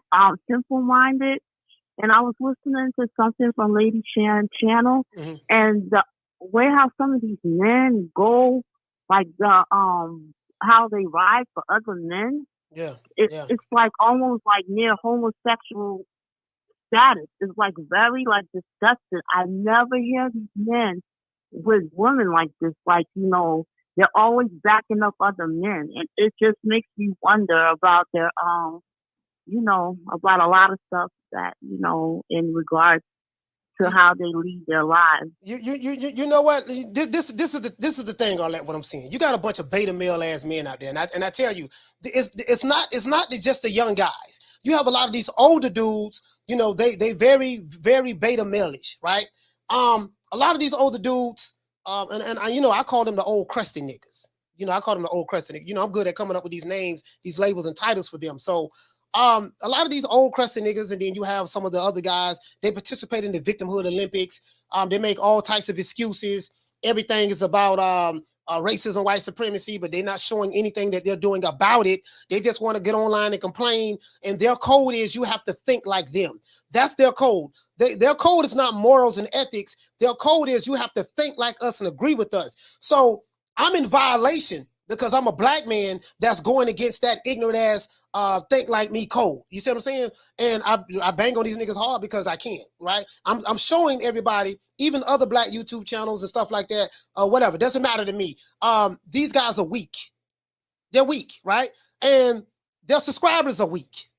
And not all of them, but a lot of them are weak. And they have a mentality that I just can't identify with. So I'm gonna stand on my square. I'm gonna say what I'm going to say. I don't care. It doesn't bother me at all. I don't care. I'll be back tomorrow 3:00 Eastern Standard Time. I'll let you know. I'm very strong in my convictions. Because I wasn't raised and trained that way. When I was in the Nation of Islam, I was taught the teachings of the Honorable Elijah Muhammad. And Elijah Muhammad told us through Minister Farrakhan that you do not make any excuses. He says, study the white man, for the white man is successful. That's in the message to the black man. He said, so, don't use, if you say you a God, you a king, you a ruler. Well, you can't say you a king if you don't have a kingdom. You can't say you a ruler if you're not showing that you have dominion in the land. You can't say you're a God if you don't know how to create like gods do. So these men like to use all of these titles, but their lives are not examples of these titles that they give themselves. And then you have these women who like to look at these men as that, while they are ignoring the fact that these guys are not representative of any of these titles that they're giving themselves. So when a person like me comes along, steps up to the plate and say, nah, that nigga there, he full of shit. Nah, that's full of shit. That's full of shit. And I have all of them come at me, and I defeat them very easily. So just to let you know, sis, I respect the hell out of you. We don't always agree on everything, but I got a lot of love for you, Arlette. What I love about you is you're like me. You stand on your square. And that's what I love about you. And I'm going to always love that about you. So anything else you want to say? Thank you, Coach. And I just wanted to tell the women out there that, a lot of these men here, until they become responsible for their own actions, I'm sorry, but I got a cold. We can't even put them up to the standards of being not only a leader in our community, but a leader in our own household. They have to represent and be strong with them themselves. The way how the guys like on these channels, the way I cannot believe that they have families. They have women that actually like have them control them. I mean, as far as take over for their family, it's very sad. I mean, that's all I have to do is just, pray for them, and hopefully everything goes right. But these men are very confused, and I think they want to be the female in their household. They want to be taken care of, and they want to play victims, and that's sad. That's all I wanted to say, Coach. You have a good day. All right, thank you, Arlette. Thank you. I hope you get better, sis. Shout out to Arlette, man.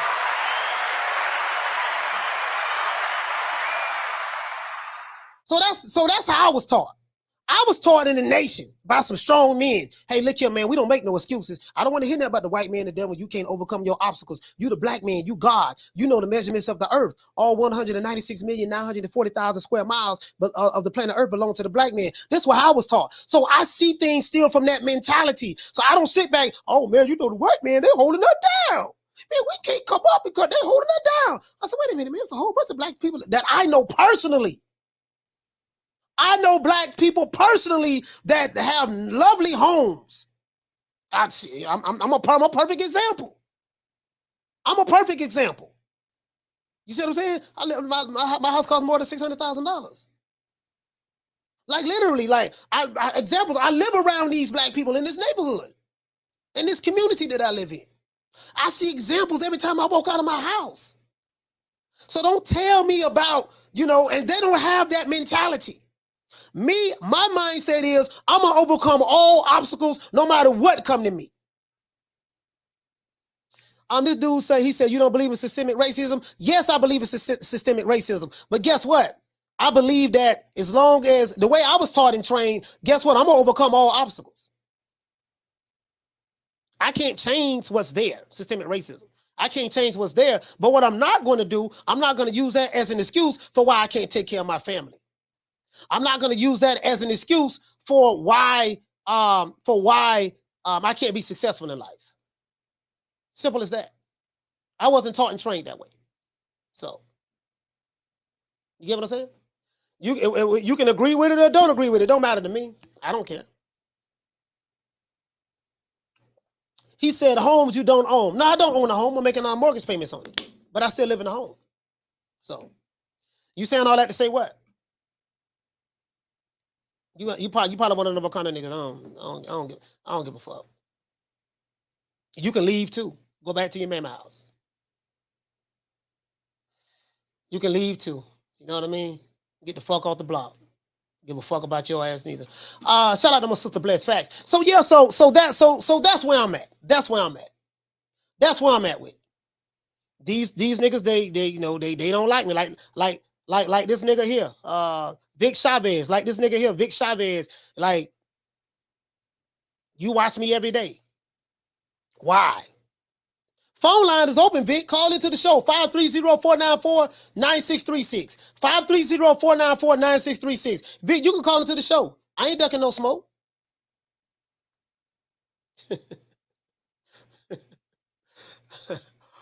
L. Harvey, what you say, fam? He say, still miss the point. They always miss the point. But I'm gonna tell you why, though. Hold on. L. Harvey, let's do this. Let's do this. I'm gonna tell you why. A lot of these dudes, they lack critical thinking skills because they have a victimhood mentality, right? They have a victimhood mentality and they lack critical thinking skills.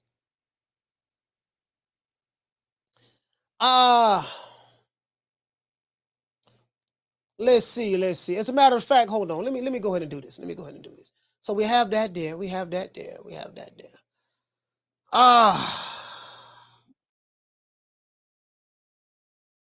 Yeah, we'll just go ahead and bottom them right quick. We'll go ahead and bottom. I don't. It's been a while since I've done this, right? It's been a while since I've done this. But I like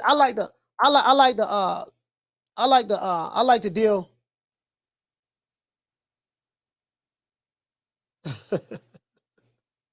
I want y'all to look at this. This is what you're dealing with online. L. Harvey, I want you to look at this, fam. A lot of these dudes, shout out to my sister Misfit. Salute to my sister Misfit. A lot of these dudes, listen, and I'm going to let a lot of you women know something that's out there that's watching this show. A lot of these men that you're dealing with, something is wrong with them up here. These men, they don't like accountability. They hate the word accountability is kryptonite to these niggas. And if you don't, and they like to deflect. When you bring up accountability, they like to deflect and talk about what other people are doing or what another race is doing. This is what they do. Stay away from these type of men.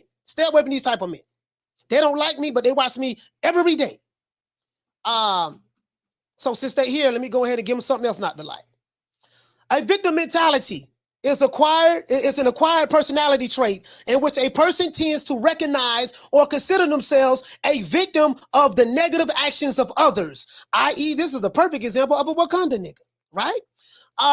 And to behave as if there were the case in the face of contrary evidence of such circumstances. Let's read that again.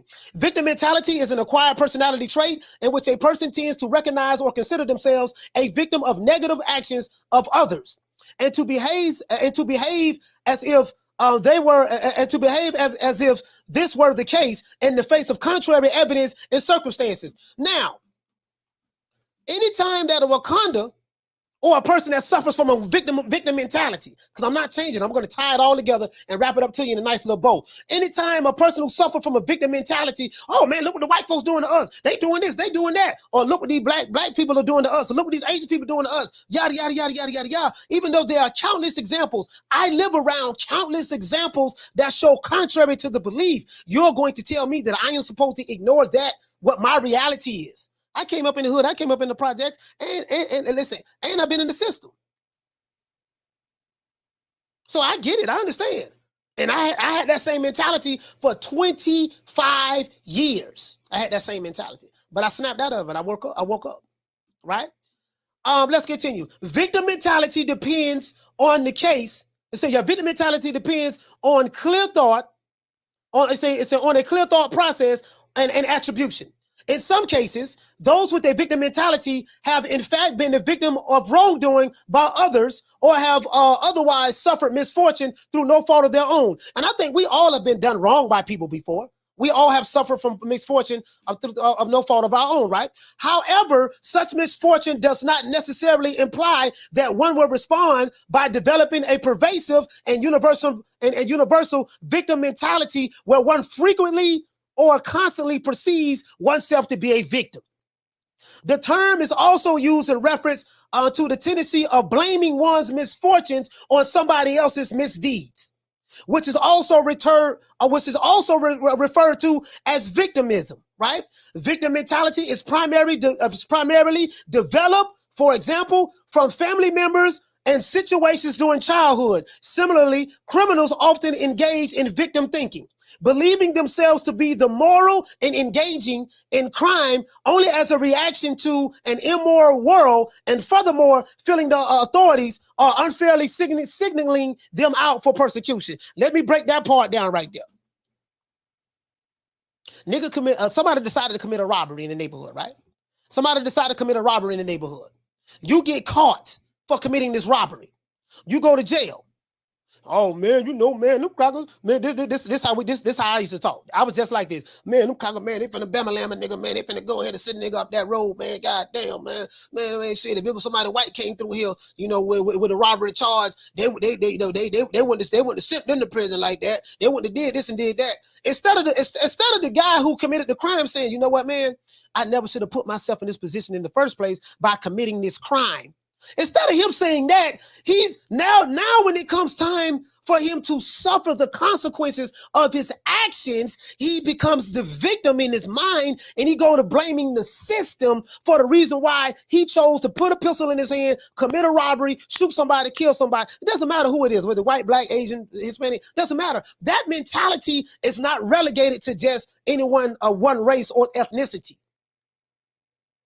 So instead of him saying, oh man, you know what though? Man, I never should have put myself in that position in the first place. Once I started thinking like that, my whole life changed. This is why they don't like me. They don't like me because I don't give them the way out. And I used to be like them. That's why I bang on it so hard. I used to be like them. So I don't care what you think about me. Because you ain't been through what I've been through. You don't know my background. You ain't put in the work, did the study and read the books and been through some of the stuff that I've been through in order for me to come to my conclusion.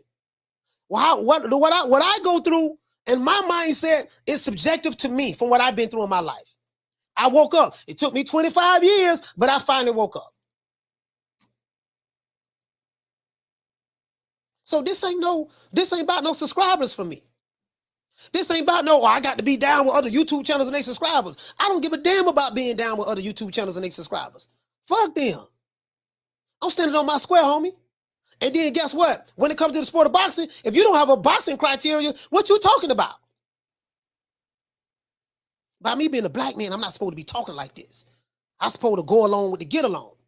I'm supposed to push the victimhood Olympics. Let's continue though. Let's continue. I'm not finished. Oh, I'm not finished. Let's continue. Let's break this down a little bit more. This is what's going on. Let's break this down a little bit more. I'm not finished. He say, what can you actually gain from a victim mentality? Looking back, it is easy for me to see. This guy talked about how he was a victim, right? Number one. These are telltale signs of what's going on YouTube in the boxing community with these dudes who like to participate in the victim Olympics. Race hustlers who use these low IQ people in order to get their point across. Let's continue. This guy said when I was always the victim, I never had to take responsibility for anything. All I had to do was point out where responsibility should be taken. That's people who have a victim mentality. These are the points right here, right? When you have a victim mentality, this guy said, I would always use my relationships to revisit the scene of an emotional crime in my past. I would then be a convenient victim when it served me and a manipulative puppet master when it don't. Either way, I was self-absorbed and manipulative. So what he mean by that is, you pull out the victimhood card whenever it suits you, right? Point number 3. He said it was an easy way to get emphatic people to be at my service. Another point. He said people were less hard on me because they knew how much I had already been through. They knew my whole sob story and did not want to add anything. Did not want to add to any more pain than I already was experiencing. People who have a victim mentality, when they make people feel uncomfortable about them, they would, the people around them, he said people with good eggshells. He said people with eggshell walk around me, and it made my inferiority complex temporarily go away. I felt powerful. This guy said this is how he benefited from having this mentality. He said I had people that would check on me. It was a very easy way to get others to view me as courageous, classy, dignified, and brave. Yeah, man, I'm the one that's getting out here representing. I'm letting everybody know, man, what's going on with the system and how they're oppressing us. And this is why I can't come up. Well, that's a whole bunch of people who look like you that don't came up. Oh, yeah, man, but that's different. So the reason why you can't take care of your kids is because the system holding you down. The reason why you can't take care of your kids or your wife or your baby mama, your responsibilities is because the system. Well, how come the other dude right there that look just like you, there's a whole bunch of them over there, they overcame all of that. Do you get what I'm saying? So that's where I'm at. That's where I'm at. I ain't trying to hear that shit. Not me. If you don't like it, leave. It's just simple. It's just simple. You know what I mean? As a matter of fact, let's go over here. Let's go over here. And this is why these guys suffer from, like I say, confirmation bias. Confirmation bias. Let me break this down to you guys. Confirmation bias is the tendency to search for, interpret, favor, and recall information in a way that confirms or supports one's prior beliefs or values. And I'm going to break this down.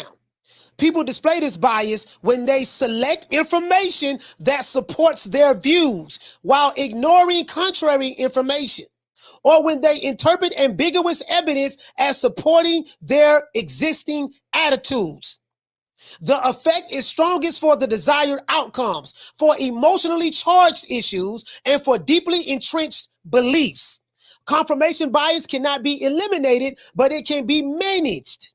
For an example, by education and training in critical thinking skills. Once I decided to train and be educated in critical thinking skills, that's when I got out of my confirmation bias and my victim participation in the victimhood Olympics and having a victimhood mentality. So if you tell me that the white man is the devil, he's evil, he's wicked, and look what all these white folks doing to us, yada, yada, yada, yada, yada. But I see contrary information that say, God damn, okay, well, this guy is doing this as well. He looks just like you. And all of those people and all of these people are not doing it this way. Like, how are you coming to the conclusion that everybody, because of their race, it's like this, and the system is holding you down? And I'm not saying there's no such thing as systemic racism. It is. I'm not saying there's no such thing as systemic oppression and all that stuff there. It is. But you're going to have to show me, you know, when you're trying to tell me that, hey, man, well, if I go to the black promoter, they ain't going to do that over there. And I'm like, nah, this dude doing the same shit that white guy doing. But nah, that's different. You know, so when I bring you contrary evidence to blow up your narrative, you know what I mean? You totally ignore that because it doesn't support what you already been programmed to believe. So me, I'm the mirror. Nah, dog, this is you. And you lack critical thinking skills. Let's look up critical thinking skills. What is critical thinking skills? Critical thinking is the analysis of available facts, evidence, observation, and arguments to form a judgment. These people online, especially these Wakanda niggas, they lack critical thinking skills. Any facts, evidence, observations, or arguments that goes contrary to what they already want to believe, they automatically throw that away because it doesn't confirm their already biases. It doesn't confirm their confirmation bias. So this is what they do. They lack critical thinking skills. The subject is complex. Several different definitions exist, which generally includes rational, skeptical, and unbiased analysis or evaluation of factual evidence. Critical thinking is self-directed, self-disciplined, self-monitored, and self-corrective thinking. These guys will not correct themselves no matter how wrong you can show them how wrong they is. That's why I tell you cannot be arguing and debating with these dudes. The only people who have a problem with the term Wakanda nigga is a Wakanda nigga. True. Period. They're the only ones having a problem with it. Shout out to Drew. Hey, okay. For dropping that quarter of a bam dub on your boy. Hey, Leroy. Super chat received. Playtime's over, boy. He said, I do Vic Chavez worrying about the system racism when every empire in human existence had a system prejudice for the ruling class towards the poor. Yeah, that is true. I'm like, it's a lot of books that I have and stuff that I've read and seen. That is very down from the bar. There's a platform stage. People pimping, sharp as razor blades. Yeah. So when I go to talking about this, they run off the block real quick. What you say, Bless? You say they don't want to be held accountable for their actions. No, they don't want to be held accountable at all. They don't want to be held accountable at all. The boxing scientist, he said a lot of people also act like victims for attention. Yes, sir, they do. They act like victims for attention. Listen, that used to be me though. I'm gonna be honest with you. The boxing scientist, that used to be me. I had a victimhood mentality. I suffered from confirmation bias. I did not have critical thinking skills. That was me for 25 years. I was a fool. So I speak from my personal experiences. So I know it when I see it. You get what I'm saying? So it is what it is. That dude, Vic, whatever his name is, he can, he say what he want to say. I don't give a damn. I don't care.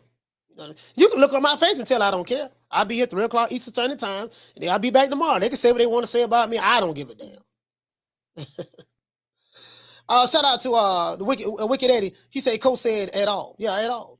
I really don't give a damn. I don't. Shout out to my sister Candace Moody. Candace, I didn't know you was here, sis. I didn't know you was here. Shout out to Lady Shan. She say it's pointless debating with them. So the reason why I let you know, I have to let you know what you're dealing with online. You're dealing with guys who probably come from fatherless homes. You're dealing with guys who probably don't even take care of their goddamn kids. You're dealing with guys who probably selling Nick sacks in the hood. You're dealing with guys who probably living with their baby mamas or living with their mama. You're dealing with guys who have a victimhood mentality. You're dealing with guys who participate in the Victim Olympics. You're dealing with guys who don't like self-accountability. You're dealing with guys who if it doesn't fit their racial narrative, they throw all information out of the window, even if they do find information that's contrary to what they already want to believe or been programmed to believe. And then you have these guys who push these racial narratives and stuff like that in different races. Different races have race hustlers. You get what I'm saying? And they do this to make money. That's what this is all about, guys. That's what this is all about at the end of the day. So I call out the hypocrisy, the double standards. I stand on my square. I make it do what it do. And none of these guys will ever handle me in the debate when it comes to that. My phone line is open. It's 530-494-9636. I'm here every day, and that number is right there every day. You get what I'm saying? Your hang-ups are not my hang-ups.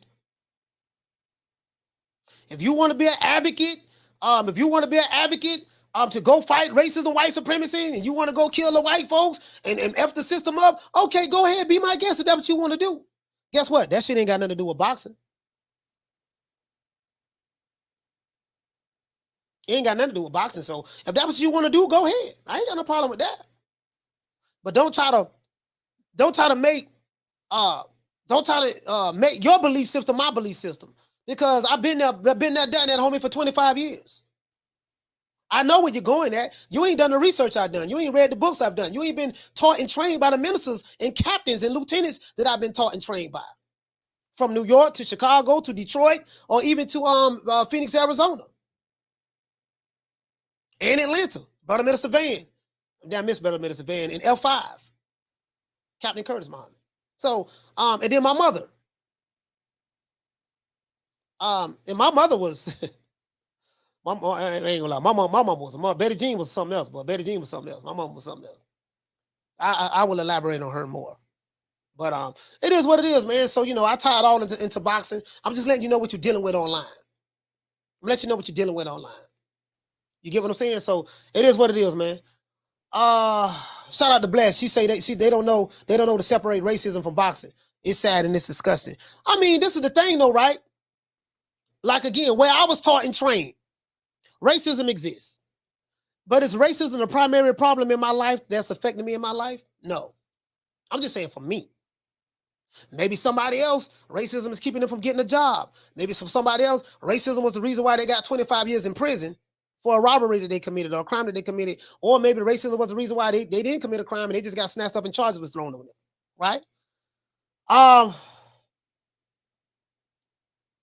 Everybody's situation is different. Right?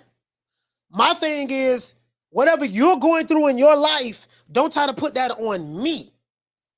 I'm not going to be your hero or your champion for your victimhood causes. I'm not here for that. All I care about at New Media Today USA Boxing is, are we going to get the damn fights? I don't care about the fanaging and the promoting. But I have been having to talk about fanaging and promoting for the past few days or a couple weeks or something like that. The small things. You put so much time in the small things, you have 24 hours in a day. Out of the 24 hours in a day, you put so much time in the small things that you overlook the big things. There are more pressing issues that you can address that will help make you successful in life, but all you see is this. And then you get upset with someone that's black like me that looks like you because I don't think like you and I don't see things the way you want me to see them. You want to label me. Guess what? I ain't got no problem with you labeling me, but guess what? I'm going to label you as well. Wakanda niggas.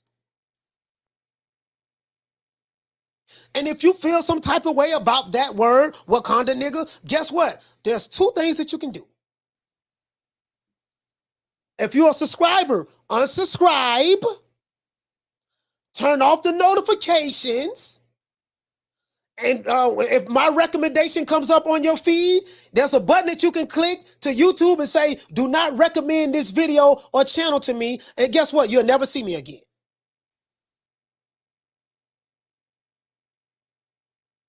That's one.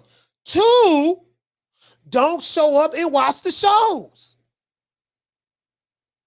You could put, it's like jumping in the swimming pool getting wet. Man, goddamn, man, I got wet. But goddamn, nigga, you knew when you jumped in the swimming pool, it was water, right? Water is wet. You do know that, right? You do know water is wet, right? Yep, man, but I didn't want to get that wet. Why the hell you jumped in the swimming pool? If you know that my belief system and how I roll is totally contrary to what you believe, why the hell do you show up every goddamn day to make yourself upset? True, true, true. It really shows me how low IQ you Wakanda niggas is. That's why I call you that. You're very low IQ. Shout out to Drew. Hey, okay. Dropping that $2. Bam, super chat on your boy. Hey, Leroy. Super chat received. Playtime's over, boy. Drew said the boxing commandments are no fanboy of the D-Rider. Yeah, man. Yeah, man. It is what it is. Down from the bar, there's a platform stage. People pimping, sharp as razor blades. Shout out to Paul CS. He said, have you reconsidered doing a political channel? I remember you mentioning it earlier in your channel. Yeah, New Media Today USA was going to be about race, religion, and politics. I don't want to go down that path. I don't want to go down that path. Because there's a lot of information I know, and I'm gonna show the receipts. I'm gonna show all the receipts, and there's a lot of stuff that I'm going to say that I would say. You know what I mean? You can't really say the things that I want to say on YouTube. They'll block you.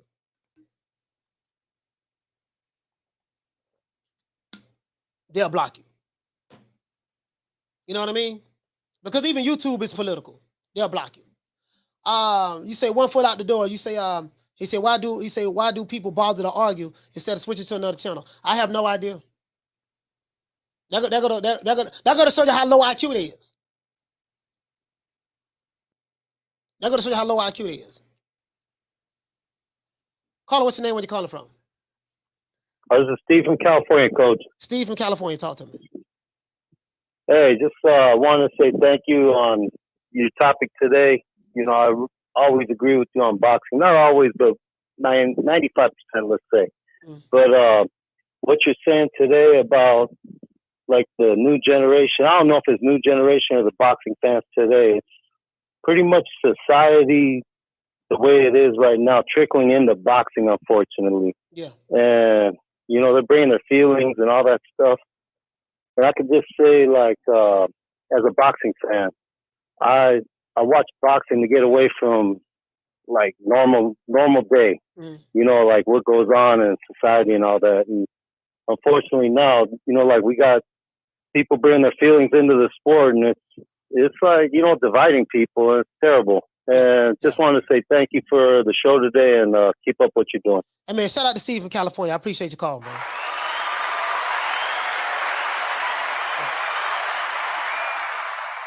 The boxing scientist, he says no more freedom of speech. No, there's no freedom of speech on YouTube. There's no freedom of speech on YouTube. because my belief system doesn't line up with the machine. With the machine. You get what I'm saying? So, and I understand that. I get that. So it is what it is. So, you know, when people watch boxing, people want to see the fights. When you watch boxing, when you watch a football game or a baseball game or a basketball game, this is your opportunity to get away from all of the issues that you go through in your life. All of the complaining, all of the racism, or all of the struggles to overcome and come up and stuff like that. So this is your way to, hey man, let's talk about some boxing, man, and talk about that. What happens is people want to bring their personal issues or their agenda into the sport of boxing, and it has nothing to do with a check left hook, has nothing to do with a bolo punch, has nothing to do with a feint, has nothing to do with a pull counter, has nothing to do with a slipping counter, has nothing to do with a catch and shoot, has nothing to do with blocking, has nothing to do with blocking the punch with the backhand, has nothing to do with blocking with the shoulder, has nothing to do with blocking with the forearms, has nothing to do with none of that, has nothing to do with fighting for guard control, has nothing to do with utilizing your space in order to get the shots in, has nothing to do with how to keep your composure and fight inside the pocket, has nothing to do with any of that. But these guys are not boxing fans. They're victims. And they're willing participants. And these are not young guys. These are not young guys. These are old crested niggas. Old crested niggas, someone that's my age or older. These are old. They have an old crested nigga mentality. That's what they are. That's what they are. I'm going to keep my foot on their neck. I'm not going to lighten up. I'm going to tighten up. I can promise you that.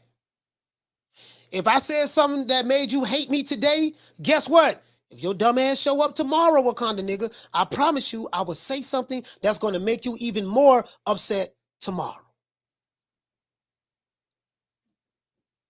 I mean every word I say. Oh, Silva and Caller, what's your name? Where you calling from? Hey, Coach, what's going on? Ross from New York. Ross from New York, talk to me. So just a quick question, Coach, and I'm just following up this Terrence Crawford and Spence situation, and just wanted to ask you, because obviously you're the only your phone breaking up. Saying you're the only guy that I see that has been very transparent, very straightforward, not making any excuses about the situation. I'm a guy that I see the Spence fight 50-50, and if anything, Spence maybe has an edge and an advantage. But when it comes to the politics and all this situation, like, are you open to speaking to some of the other YouTubers like Fanon or all these PBC riding guys? Because I just don't understand the excuses that they make. Like, it's obviously obvious what's going on, and they still making excuses. Like, is that something that you can talk about? What you mean? Would I be okay with like doing shows with other YouTube channels? No, repeat what you just said. I want to make sure I get it right. What you said. Are you open to speaking to other people that have channels, kind of like Ego, for example? He's kind of saying like, oh, Terrence Crawford didn't want to see receipts before, like he's the one stopping the fight. Or Fanon saying like, why are you getting into this situation? So I'm just pretty much saying that it's obviously blatant obvious the stupidity that is going on, and people are still making excuses for PBC. I mean, they have a right to do that. You got to understand, like those guys you just mentioned, they hate me with a passion. I can guarantee that. They hate me with a passion. It'll be useless for me to even make an attempt to go on their panels. More than likely, I will probably get blocked. That's one. Two, they'll probably mute me. And three, I understand their position. A lot of these guys, some of these guys on the payroll, some of these guys, I'm not saying any names, but some of these guys on the payroll, some of these guys, their business is to push this propaganda because this is what their subscribers want to hear. So for me, I understand the business of YouTube because now I'm doing it now as a content creator. You can't get mad at these guys who you just mentioned for pushing their information because that's what their subscribers want to hear. This is how they eat. This is how they make money. So if for me, you know, for them to stop doing what they're doing, it's like taking food out of their mouths. And I get their hustle. I get the YouTube hustle. I get it. You get what I'm saying? So, but those guys don't fuck with me. I don't fuck with them. And I'm just being honest with you. You know, I'm on my own island, dog, with my own flag. And it is what it is. That'll never happen in life. I'm just letting you know, Sam. Just being honest with you. No, I understand that, Coach, but I'm just saying, like, it's so obvious. The guy left his promotional company, taking the lower split, getting no guaranteed, and like, it's so obvious, and people still making excuses. It doesn't even make sense. Yeah, I mean, it is what it is, man. You can't change people's minds. If a person feels strong about something, that's the way they feel. And there's nothing you can do about it. So my advice would be, don't get upset at the way they feel. If the way they feel a certain way, so be it. Let them feel the way they want to feel. That's fine. Just stand on your square with the way you see things, what you believe in, and that's it. You know, and that's all. Don't worry about what the other people are doing. Don't even worry about what they think or what they want to believe. Let them believe what they want to believe. It's not a problem. It's not a problem. Thank you, Coach. Yes, Thank sir. you. Shout out to Ross from New York.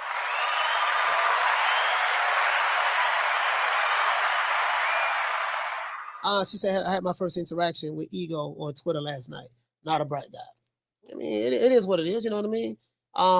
You know, watch who you want to watch. You know, I'm not the one to tell a person who not to watch. Or let's say the names, Coach. Yeah, it's a lot of shit I know now. It's a lot of stuff I know now. You get what I'm saying? We the Charlo twins. We known for calling everybody out. Please call these people out. Listen, the whole world's looking at you. Call these people out, What's up? It's the Jamal the Hitman Charlo. Let's get it. Who want it? Name them names, man. They know who they is. Name them names, please. The names need to be named. They know who they is. The Mexican monster. Mexican monster. Nello. And this is why I told you guys, I didn't come here to make friends. I came with a sword dripping with blood. Because I understood that once I take the position that I take, there are going to be people who were all right with me yesterday. They're not going to like me today. There are going to be channels who was all right with me yesterday. They don't fuck with me today. And that's fine. That's fine. I'm not lonely for a conversation. I have a lot of friends already. I'm good. I'm Gucci. I understand that. When you stand on principles, like I do, I stand on principles. And I understand that a lot of these dudes, they ain't standing on no principles. So I'm gonna stand on my principles. I'm gonna stand on my square. I'm not worried about who down with me. Nigga, I'm down with me. I'm more than enough. I can handle whoever, whenever, whatever, and anytime, any place, it doesn't matter to me.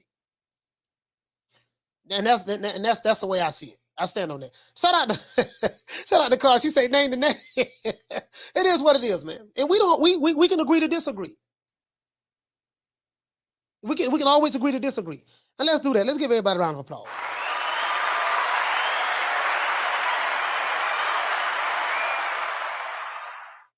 So Steve, what you say? Steve, what you say? You say those so-called boxing channels are just for views, which means money for them, not real boxing info. I mean but Steve, that's the name of the game, though.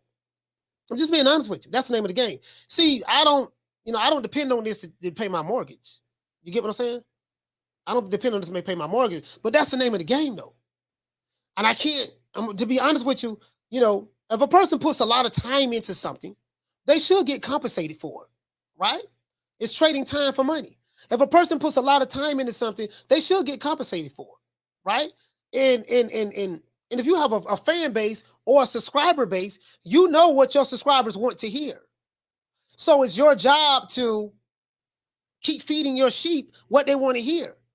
If you have a sheep-based channel. Now, if you're an information channel that puts out how-to information, or an educational channel, or a DIY channel, or a gaming channel, then you're going to, continue to put out information like that. But in this boxing stuff on YouTube, this boxing stuff has become more TMZ-ish. It's more like TMZ, Days of Our Lives, As the World Turned. That's what's going on here.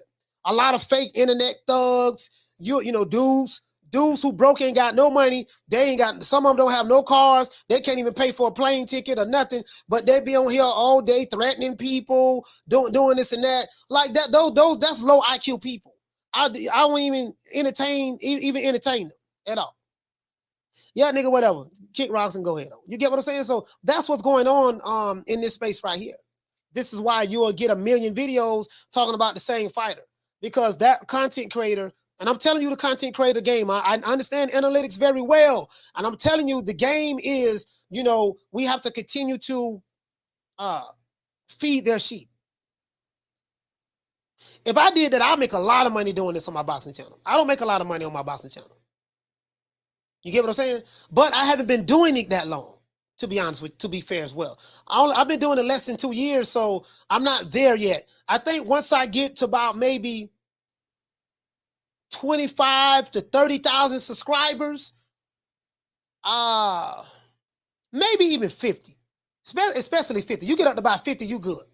You get about 50, you might be doing pretty well. But some people are doing well with less subscribers than that, because there's many different ways you can make money in this stuff. You can make money with merch. You can make money with of course your memberships. You make money with with the super chats and cash apps and stuff like that. But the biggest way you'll probably make money on YouTube is merchandise, merch, and you're gonna get ad revenue. And you got to understand, the YouTube is all about the headline and the headline of the title and the thumbnail. I'm the only guy that's on YouTube that's telling you this. I did a whole show letting you know that. I even showed you how to make thumbnails. And I haven't went into the back office to show you how to bring people to your channel, how to attract people to your channel. I didn't show you guys that yet. I'm gonna do a whole show just to show you that. But YouTube is all about the thumbnail and the title. That's all it is about. That's it. That's what it's about. And you got to know how to, once you get in the groove, you have your tribe, the people who follow you. You're going to have, and on YouTube, you're going to have people who follow you because they love you, and you're going to have people that follow you because they hate you.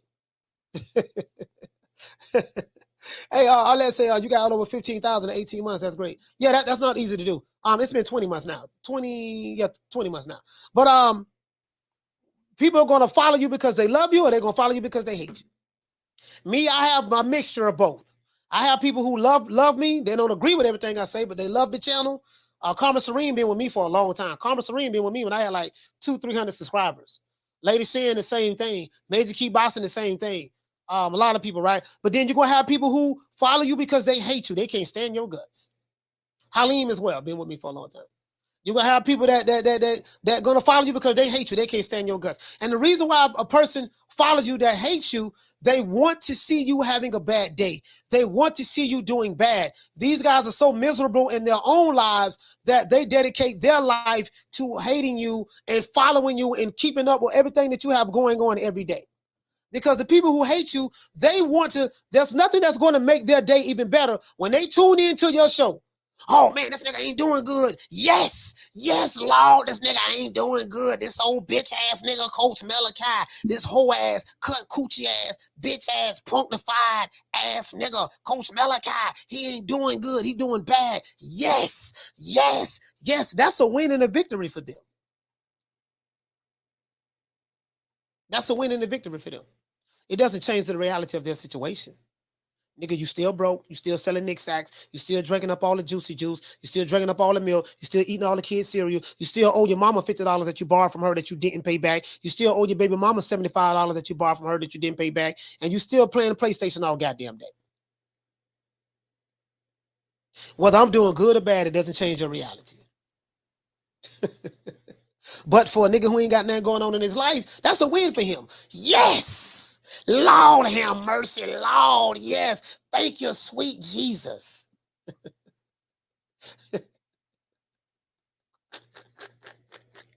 Oh, these niggas here, boy. He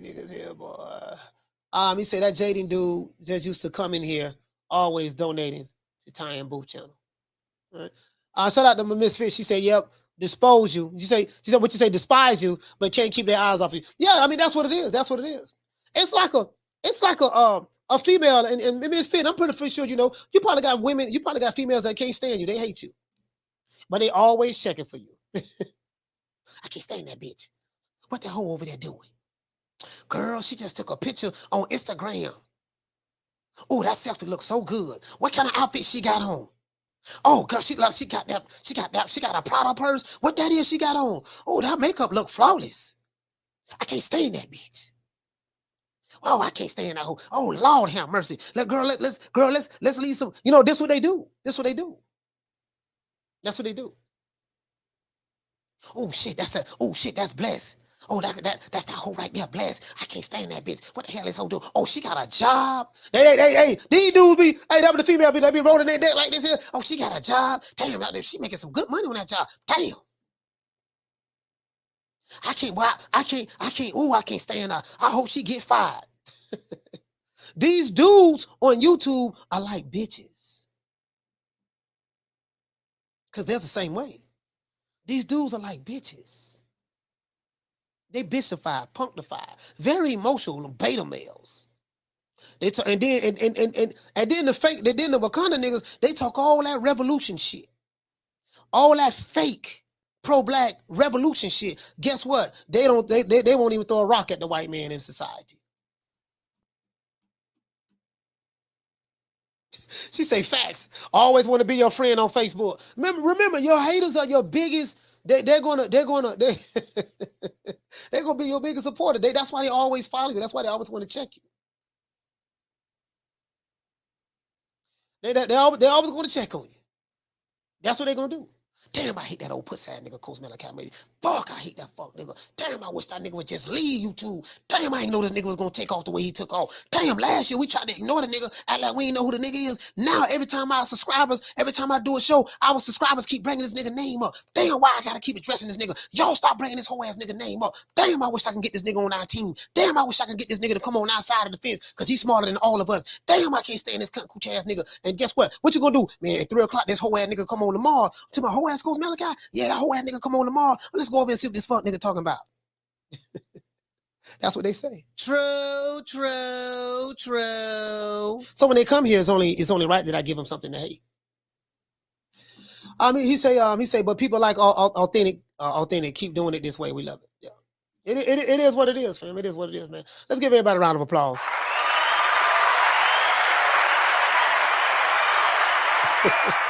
Misfit, what you say?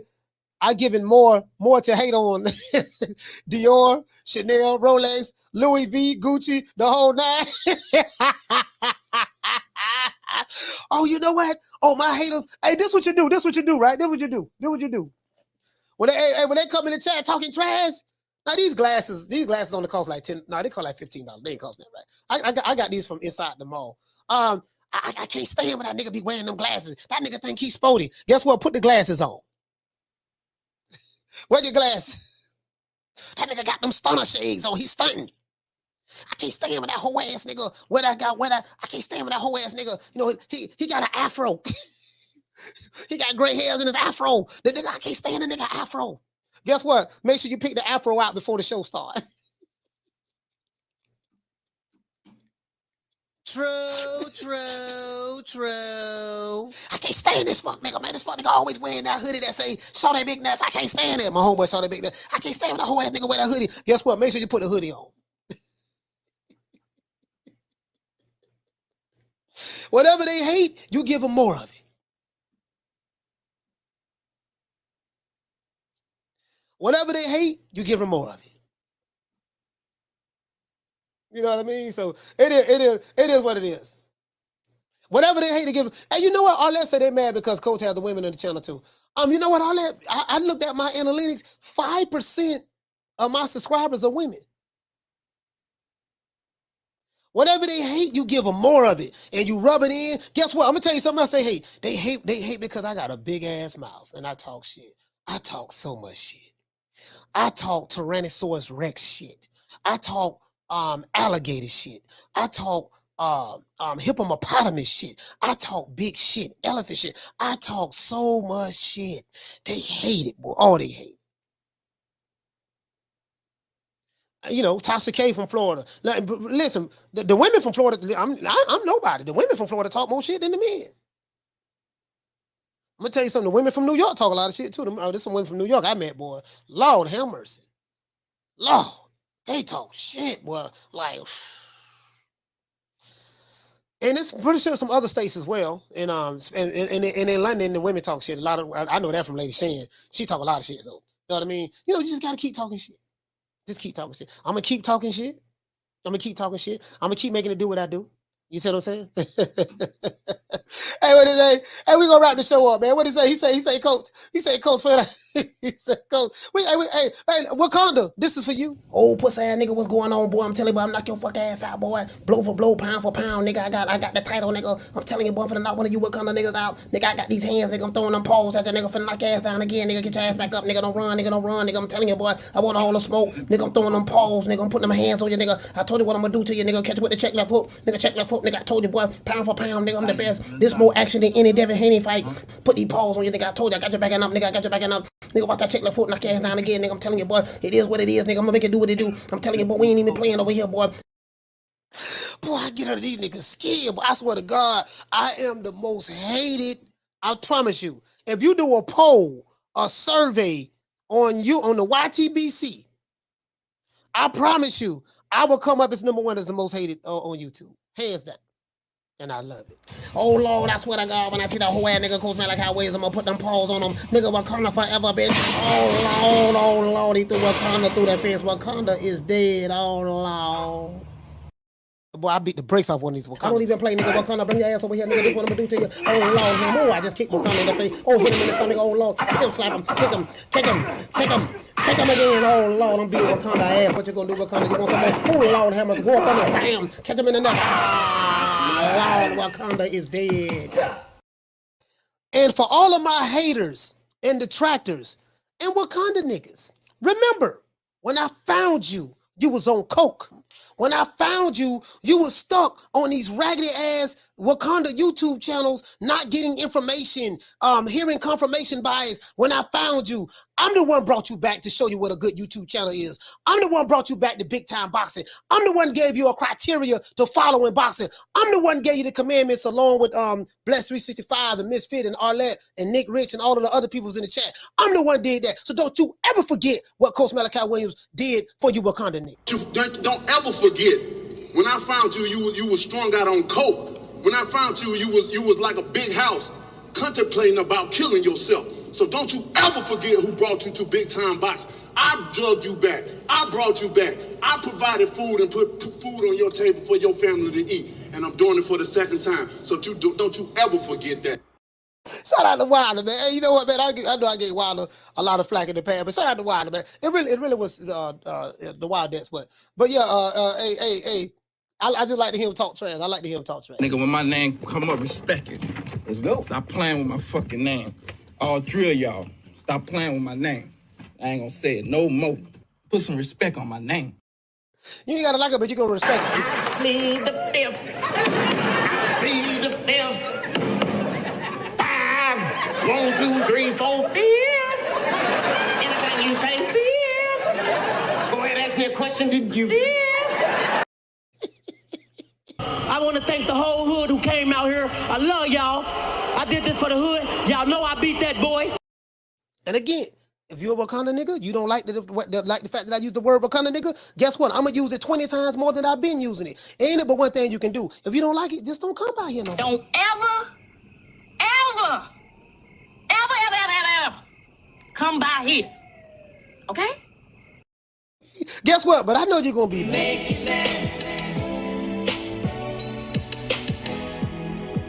Make it last forever. Don't let I love you.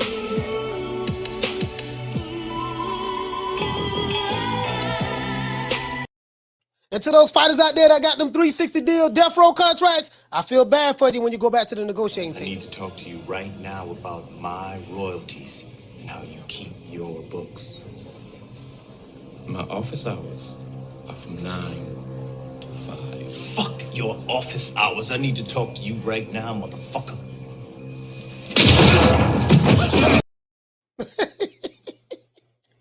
They got them death row contract, boy. Somebody going to jail.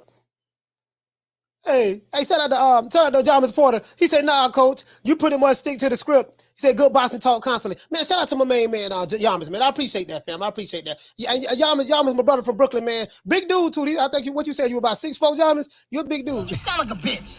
Bitch. Man, I ain't worried about jail. Shit, man, I don't give a damn about going to jail. Nigga, take me to jail. Take me to jail? Shit, lock me up. Lock me up. Throw away the key. Throw away the key.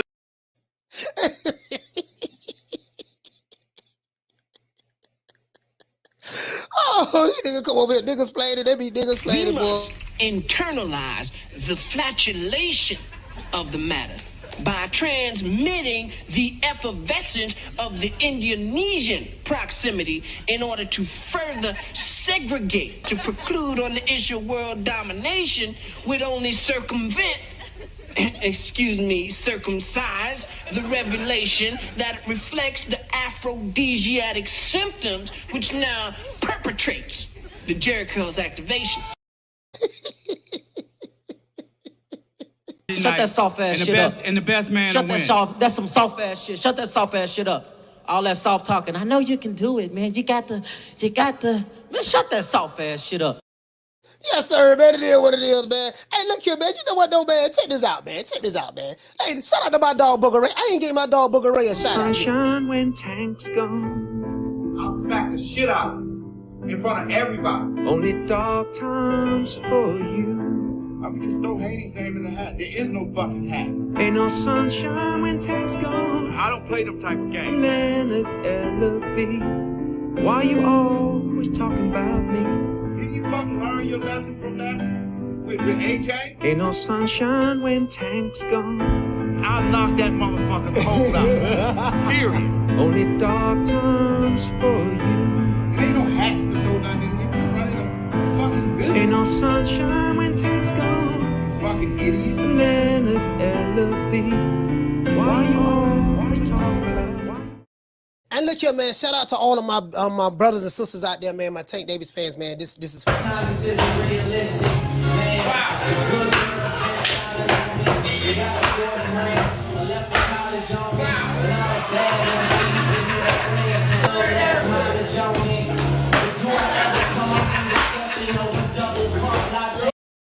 It is what it is, man. Wish you could work it the way I do, but you can't. You're begging me not to leave you, and I refuse to let you go. Hey, you know the good thing is we did it without even mentioning Rocky Marciano. What about Rocky Marciano? Oh, there they go. There they go. Every time I start talking about boxing, a white man got to pull Rocky Marciano out their ass. That's the one. That's the one. Rocky Marciano. Rocky Marciano. Let me tell you something wonderful. Rocky Marciano was good, but compared to Joe Louis, Rocky Marciano ain't shit. He beat Joe Louis's ass. Hey, man, shout out to my sister, Lady Shane. Shout out to my sister, Misfit. Shout out to my sister, Bless 365. Shout out to my sister, Carmen Serene. Salute to my sister, Lisa Bales. Shout out to Butch God.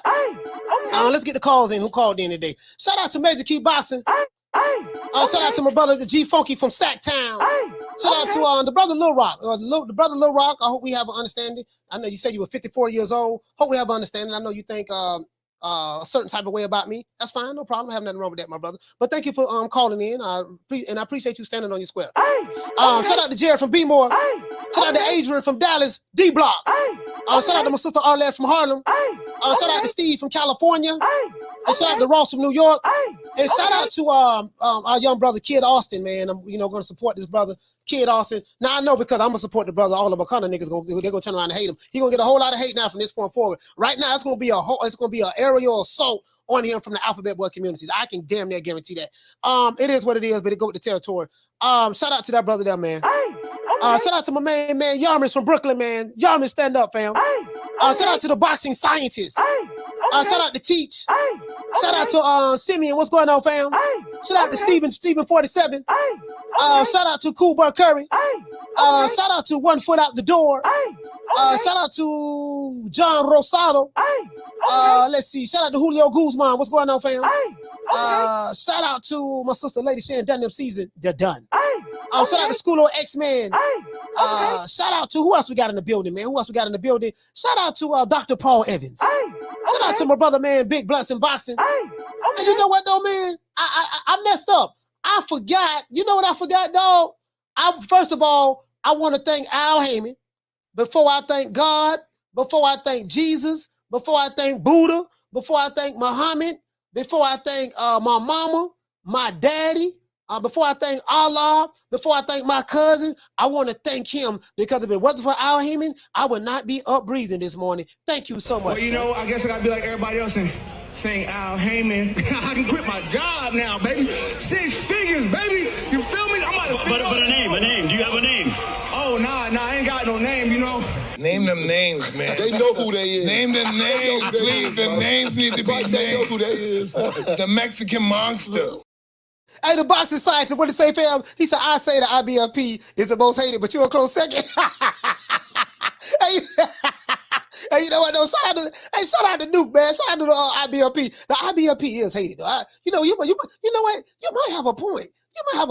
But you know what? I need to preface that. I might be Wakanda's most wanted. I might be Wakanda's most hated YouTube channel. Let me preface it that way. Okay. Shout out to Fonz Jones. Who else we got in the building, man? shout out to oh man, shout out to Dwayne. Salute to you, fam. Shout out to Martin Ramos. What's up, bro?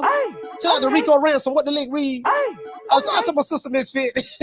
she said you're very articulate and have something for everything to say. Feed him. We got to give him everything. Shout out to L. Harvey. Shout out to Halim, my brother Halim. You hate Lennox Lewis, but shout out to Halim, man. Salute to Halim. Shout out to Real Talk. Salute to you, fam. My sister Bless 365. I don't know how I forgot her. Shout out to who else we got in the building, man? Ben Adams. I'm at the bottom going up the chat. Shout out to Amp Clark. And once again, it's on. It's about Coach Malachi Williams signing out. Shout out to my haters and my detractors.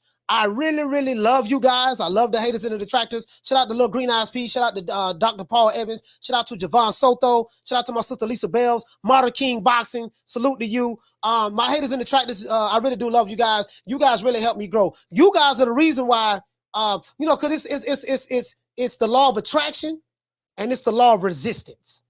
So I know how to use the law of attraction and resistance to get the space shuttle off the ground in order to launch it into space. I'll show you guys how to do that one day. Other than that, that's it. It's about Coach Malachi Williams signing out. NewMediaTodayUSA Boxing, and you ought to know what time it TI is, man. We gonna make it do what it do. You feel?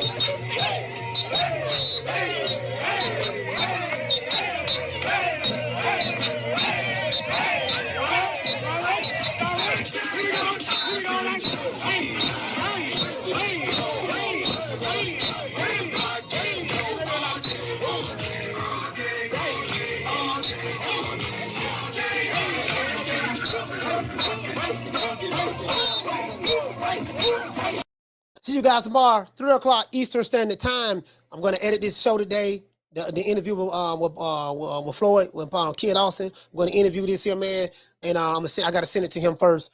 And other than that, that's it. I see you guys tomorrow, 3 o'clock Eastern Standard Time. You know my motto, don't meet me there, beat me there. Peace. Man, I'm out of here, bro. Let's go. Come on.